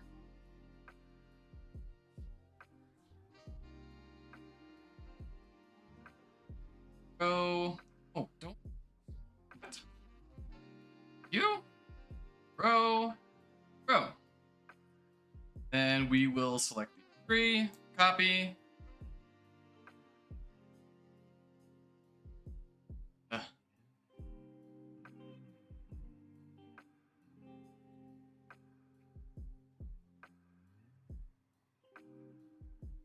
There we go. There's our grid. Go ahead and group all this and lock it. Lock. Okay. So, let's say we have polyomino. We'll do a different color. Boop.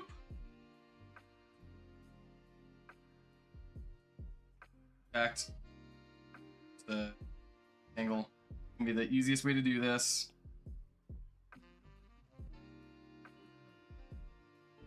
fact, I think we will give it a fill color. Give it a fill color. To a little bit transparent, just is of function.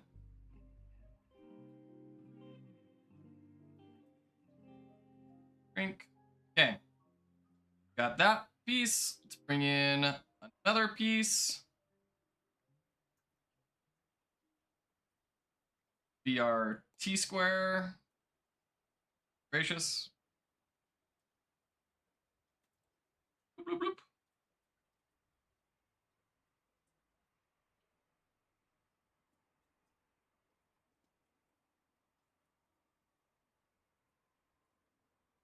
Group these guys together. Going to change your color. I don't know, blue. To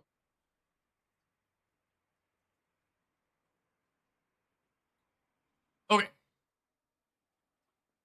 What we want is if you click and drag and set something here, that it will get the closest X and Y center of a square and position it, right?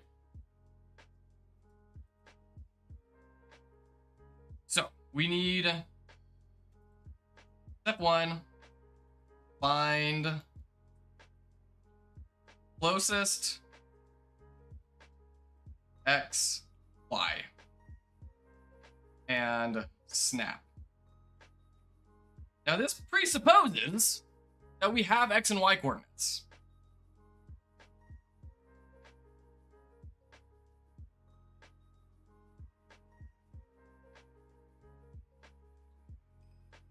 Something that we can check against. Not following ourselves anymore. There we go. Okay. Now next up, if that snap would collide with something, then we need to kind of push it off to the side and wiggle it a little. So if collide,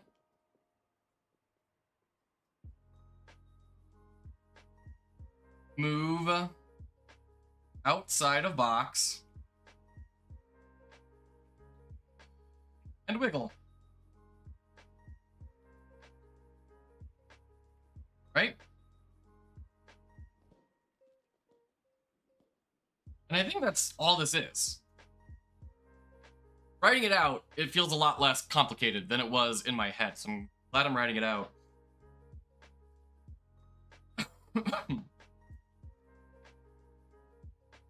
Oh, but you know what? It can't just be worrying about colliding. It also needs to not be out of bounds.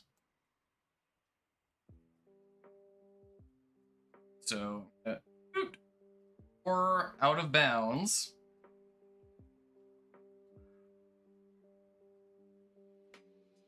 So we need to know total Y, total X, and then we need to have the individual X and the individual Y. So we can check against all those things. In fact, we don't want individual X and individual. In fact, we don't even want total X and total Y. We want the X and Y of each corner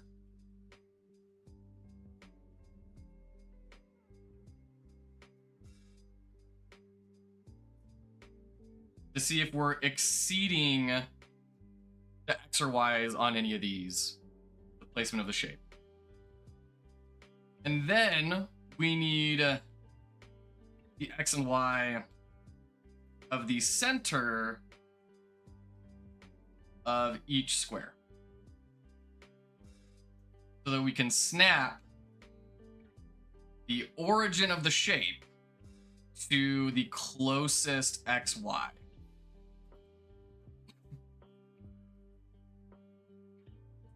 Yeah, that makes sense to me. Makes sense to me. famous last words. Let's see what we can make happen here.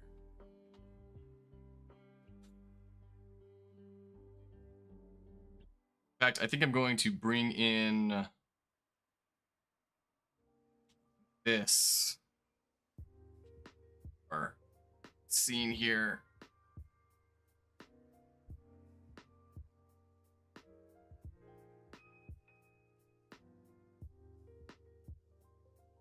Go. That's what we're trying to build right there. Okay. So how do we architect this?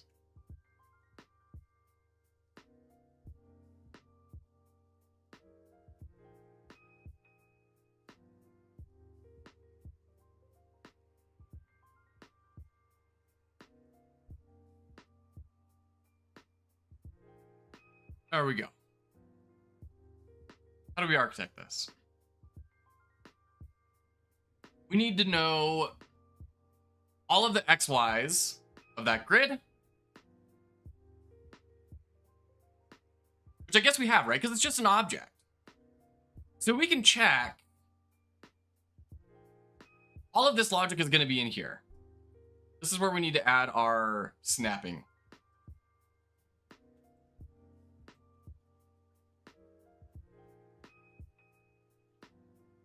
So here, we need to add snapping to grid logic. We're going to do if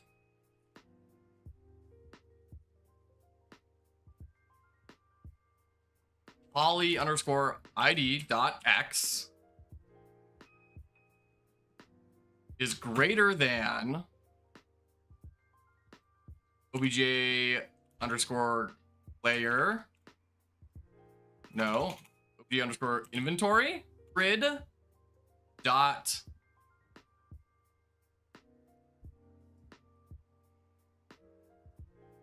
box left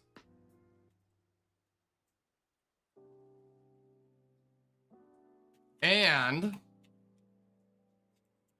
it is also smaller than its bbox right.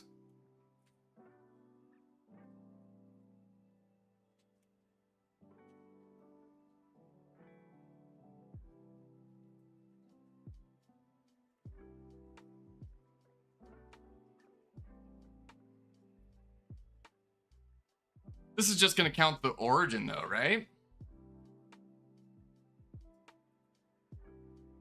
So we don't want poly ID's X. We want if its bbox left is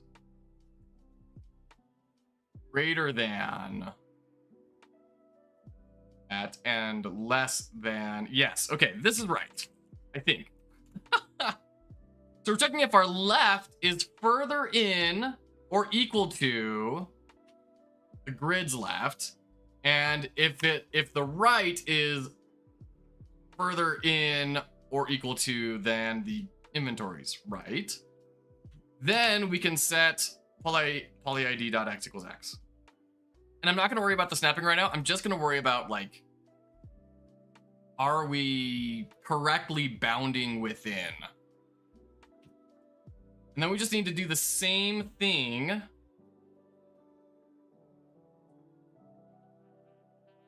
for the top and bottom bboxes.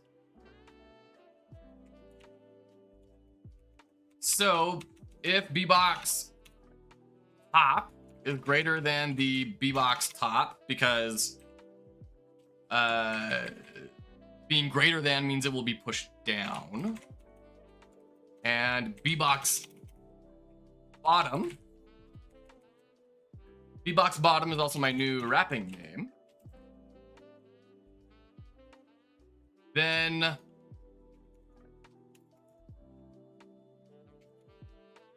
set our y coordinate.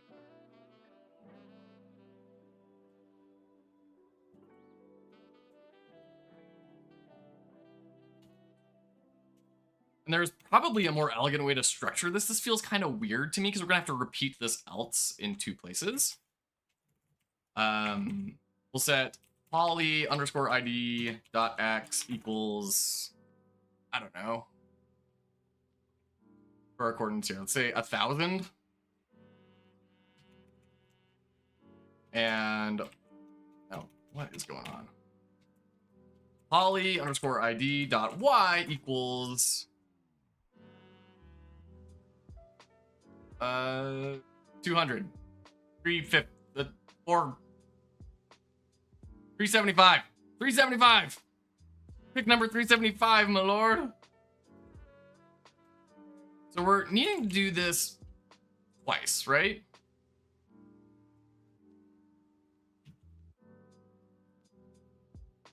And that feels very strange.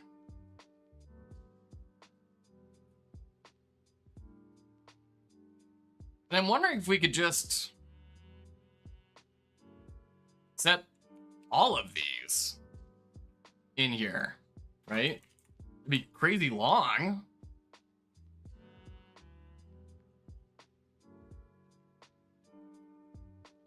But I mean, we really only want to set the X and Y if it is within all those bounds.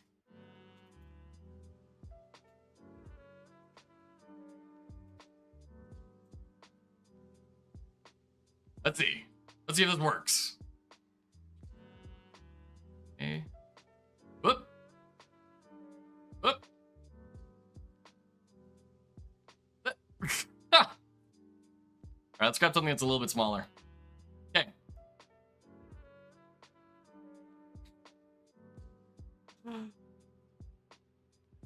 Okay. Whoop. We can still pick up multiple. Hey. Shoot. Okay, we'll have to figure that out. But this is working. We are bounding appropriately. That's good. That's good. So the next step is getting it now to snap to a grid.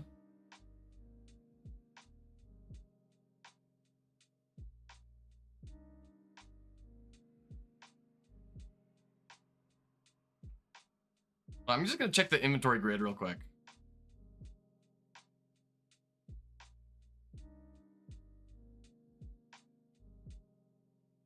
It does seem weird that this isn't quite...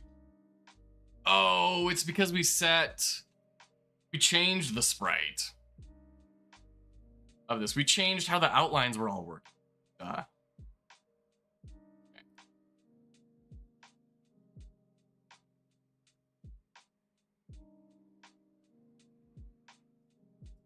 Let's replace our sprite for that.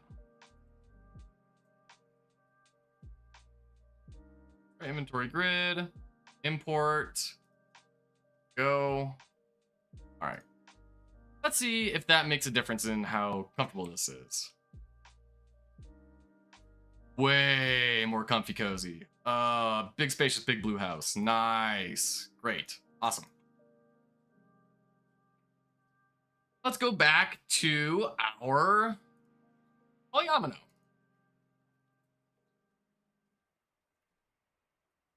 So now we need to set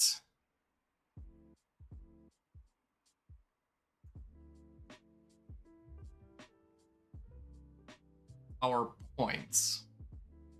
So I think there's a couple of different ways we can do this, right? I think what we can do, theoretically, my favorite word, is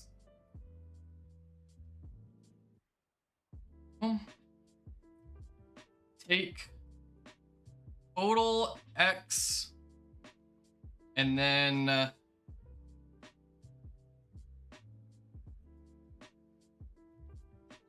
divide it by 4 and then set that into an array 4 times.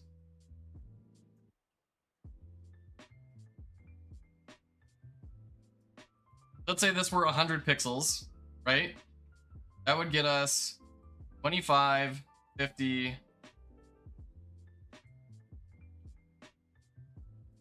am I doing? This is not how math works.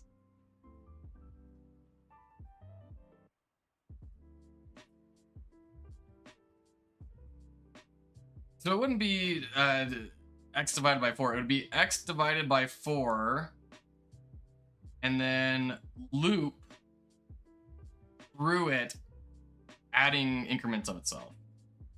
So yeah, it would be 25, 50, 75, and 100. And that's not what we're looking for. That would give us these. So we need to divide it by 8. 8? Dividing it by 8 will get us to 12.5, 25, etc.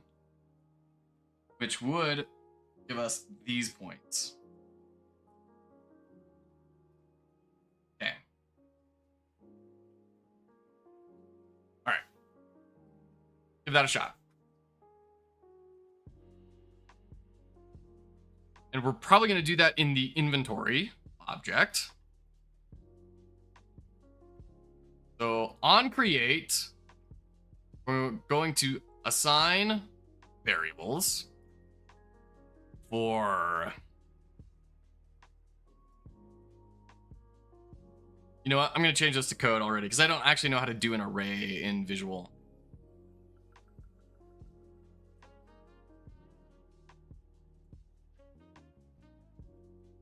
So we're going to say X array equals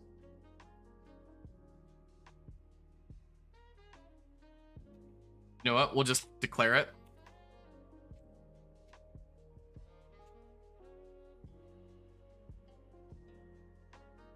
Array cannot be indexed in this way. An assignment was expected at this time. Really?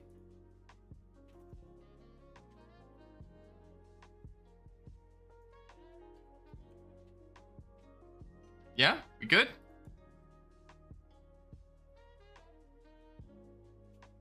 Okay, that must have been what the problem was. We do that? Yes. Yes, we can. Y underscore array equals an array. And then we're going to take repeat 4 times.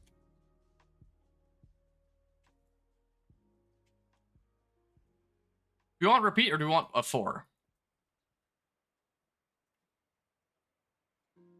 Let's do a 4. 4 I equals variable I equals 4 0 as long as I is less than 4 I plus plus. Oh, are you telling me to do underscores? Sure. Underscore. So now what we want to do is take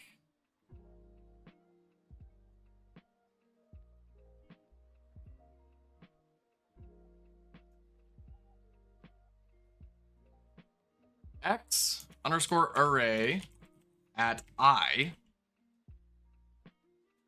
equals, and then we want width, sprite width.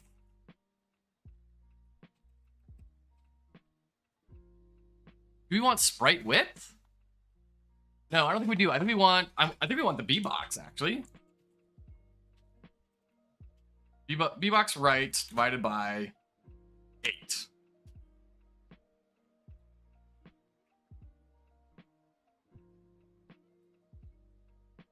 And that's going to fill everything up with that static variable. So we want 8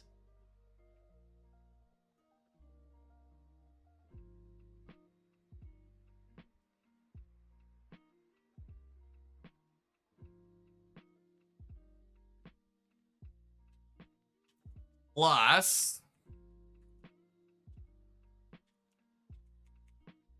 we need to add the previous value onto it.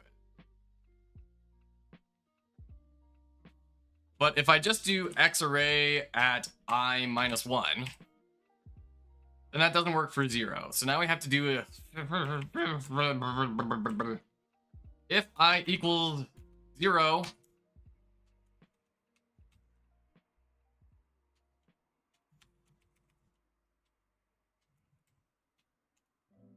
else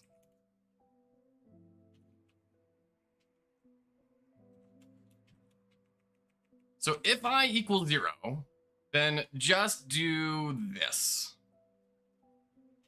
Else add in the previous amount.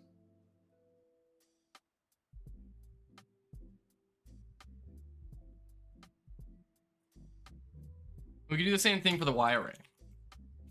In here. Equals B box.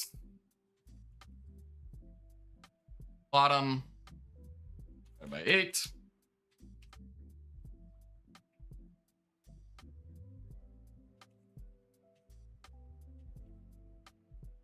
Change that to Y. Change that to bottom. And change that to Y. Okay. If underscore I equals underscore, and then we gotta go all the way over here. Glad I caught that before it became really embarrassing. Okay. So theoretically, that fills us up with 4 values of those midway points that we drew out on our whiteboard. So now, in our polyomino parent, right here, we can say, if you're within the grid, check if all of polyomino is within grid. Ooh, you know what? We want that check to be after we snap it.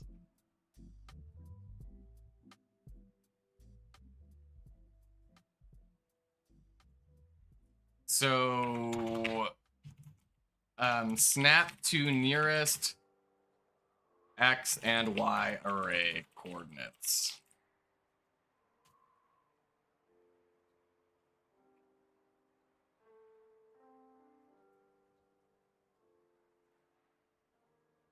So now we need to do a for I equals 0. As long as I is array, we're gonna check if there is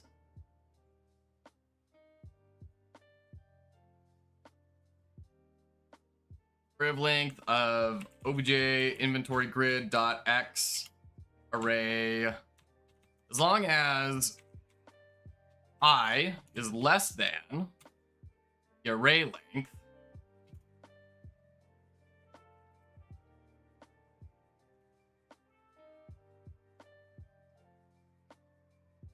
then I plus plus. And then we are going to, oh, we also need to declare var there. So we're gonna say, does anyone have experience with game anti-cheats? Hey, Hakasek, come on in, glad to have you. I do not have experience with game anti-cheat. That would be a great thing to learn about. Are you operating through Steam?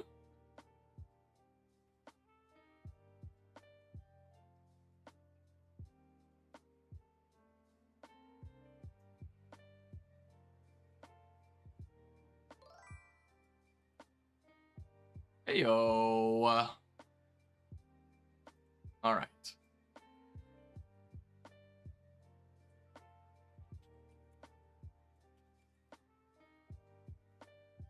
All right, just setting a quick thing. Hey! How's the journey going? It's going well. Thanks. How you doing? Good to see you again.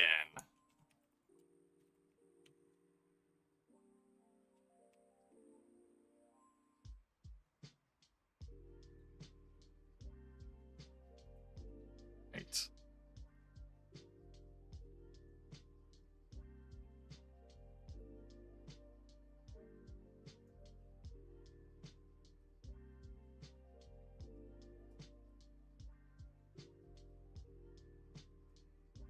Right on. Hey, Hakasek, thanks for the follow.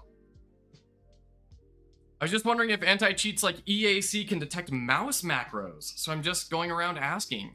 Yeah. Yeah, I don't know. I unfortunately I'm not very aware on that front yet. We do have some people who have been helping various people with programming in the Discord and everything, but I don't know if any of them have experience with anti-cheat. That's really exciting. If you figure it out, I'd love to hear what you learn.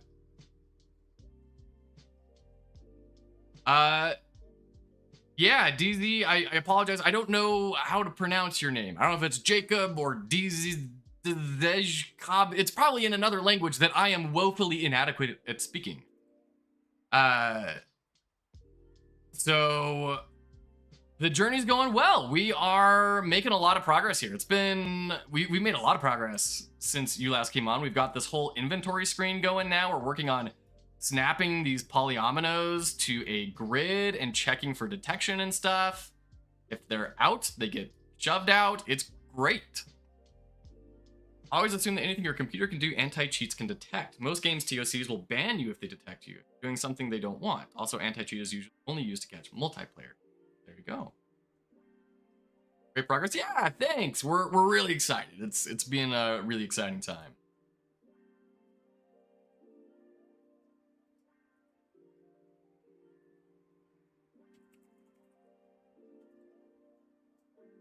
Right on. Okay, so we are looping through, and we're trying to snap our X and Y of our polyomino to the X and Y on the grid. See that up there. And what we're wanting, so what I need to do now is I need to loop through the X and Y arrays, checking if the X and Y coordinate is closer to one or the other, and then loop through all of those, find the thing that it's closest to, or has the smallest distance from. So we can reference that later to set it to that correct state. I think one way I can do this, and I'm sure the programmers who are actually accomplished in the field in the chat right now are just gonna laugh when I do this, but it's the way my brain can think of it, is we're going to take poly_id.x, and we're gonna subtract the X array, obj_inventory grid.x array. We're gonna store that in a space, X array at I. So we'll say variable. Ooh, we don't want to set a variable there. Want to set it up here, I guess.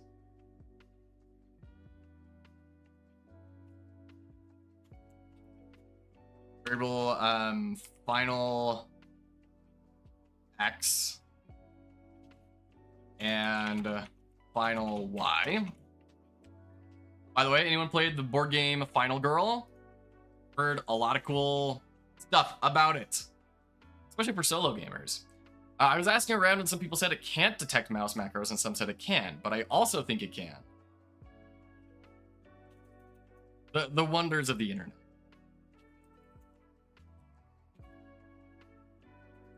Final X equals that. No, we're gonna do like check. Check X equals that. And then we will say if, and I know this logic is broken. I know it's broken before I write it. If, I just need to write it to get it out of my head and conceptualize it. If check X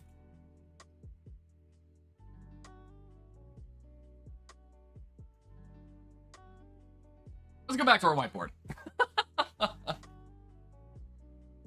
Oh, goodness.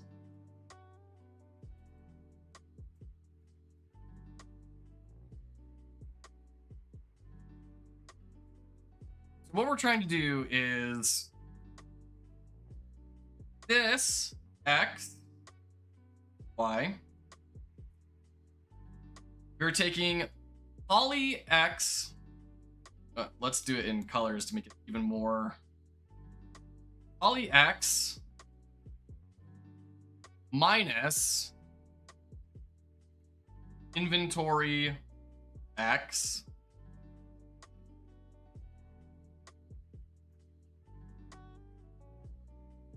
at position.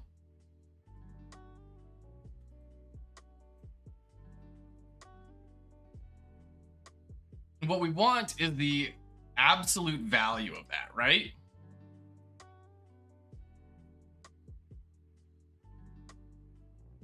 That's what we're looking for, is the absolute value of that, because we don't really care if it's positive or negative. Zoom in a bit here.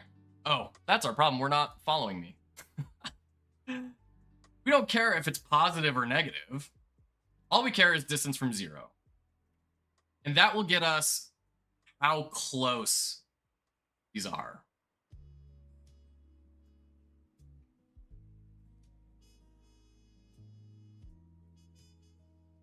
And then we want to see if this is larger than the same exact thing at the next position.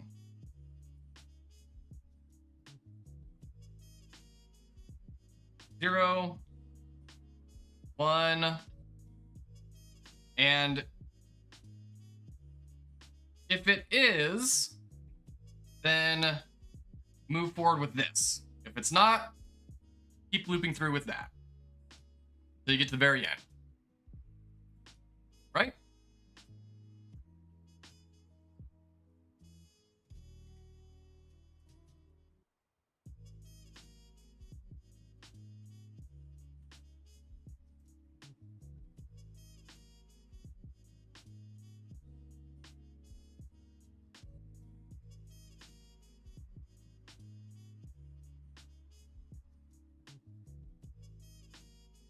Okay. So instead of setting this to at I, we're just gonna say it's this, and we're gonna have to declare it out here, I'm realizing. We're gonna need to do the same thing for Y.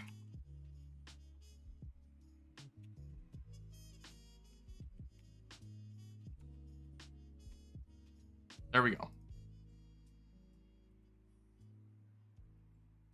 And then,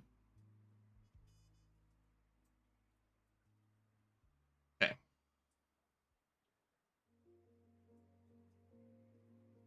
So if check X, ooh, I'm thinking this is gonna be a problem. Because we're running through this every frame. This is not gonna happen just once. These might have to get moved out to the create step, which would be really, really annoying. I'd love for them to be locally scoped. But if they're locally scoped, they're going to be running every single frame.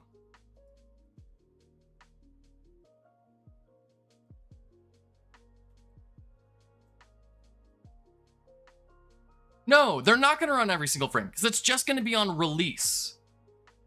Right? So it's only going to happen once. So we're actually fine. Okay. We're going to check if the button is released every frame, but that will only be true for 1 frame. So we're actually fine. Wonderful. So if check X, and we need absolute value. How do we do absolute value? Just perfect. It's that. There we go. Abs. Okay. Function returns the absolute value. Yes, good. Excellent. So if check X is greater than abs, it's just going to be this exact same thing.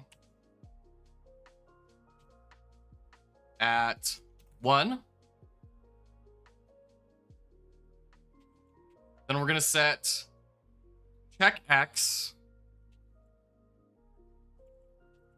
Oh, not at 1. What am I doing? At I. And we can start it at 1. So if check X is greater than the absolute position, then assign it to the new position.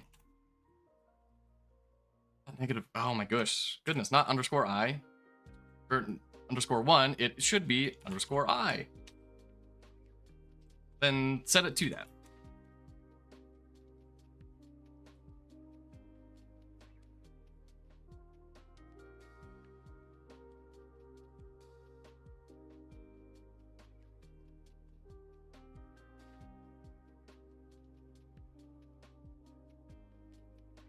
Missing a parentheses. There we go.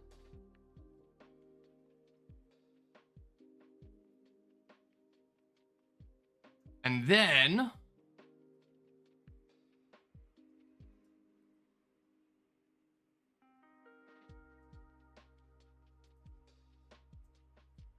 do the same thing with Y. I think my concern is, could it be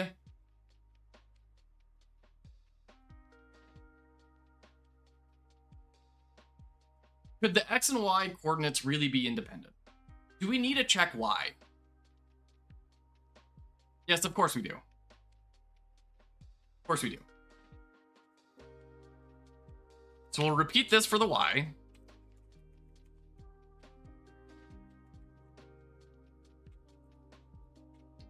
On Y. Y. Y.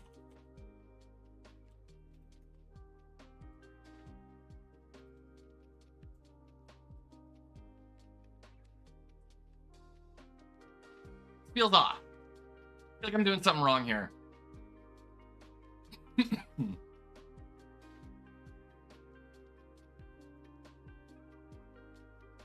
Definitely feels off to me. Why does it feel off to me?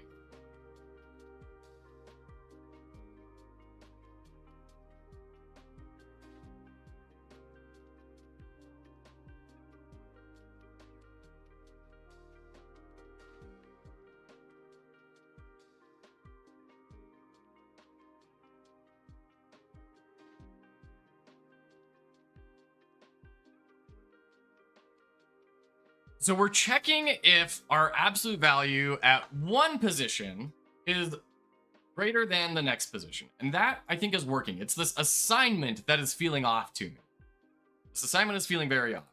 Because we're setting the new... We're basically saying if this is a smaller number than this one, then that is now our closest number, right? And that makes sense to me. The problem is we're getting these X and Y's.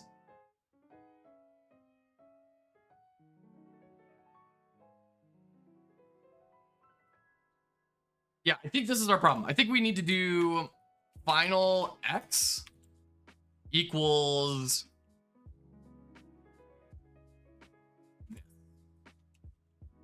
right? That would make sense to me. Because now we have the thing we're checking against, but we're also setting the new thing. The final thing. We have a way to actually reference that. And that seems correct to me. So we can just repeat that down here for final Y. Y and Y. And then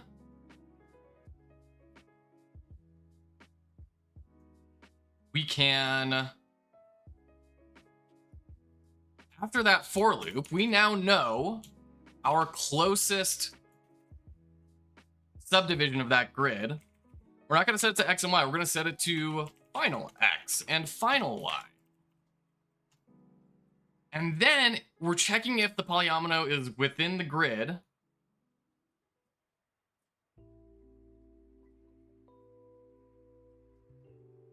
Really, we need to check if it's not within grid now. We're just going to set a not in front of all these.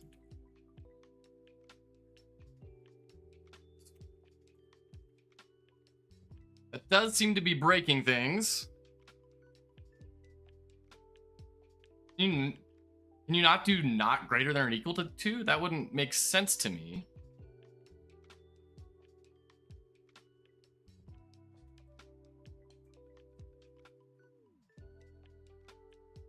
Maybe you can just do this? That work? Yeah, okay. So check if everything is true, and if it's not true, change your coordinates out.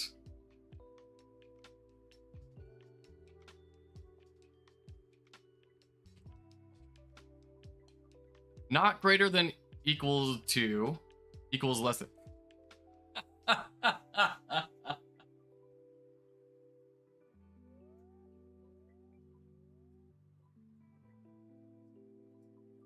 This is why we need people to review things and help, because sometimes you get so caught up.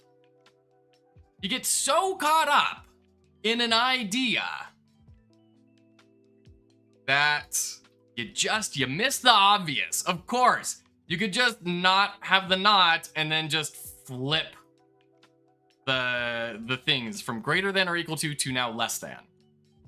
You just flip the polarity of everything. All right. Now let's see if this works.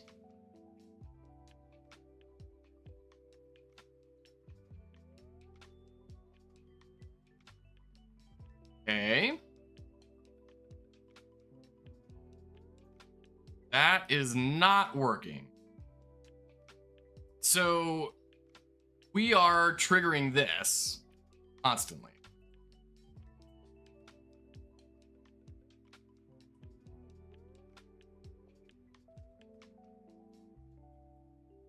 So let's go ahead and put a breakpoint here to see if the thing that we're running into is there. Get rid of that debug message, because we definitely don't need it at this point anymore.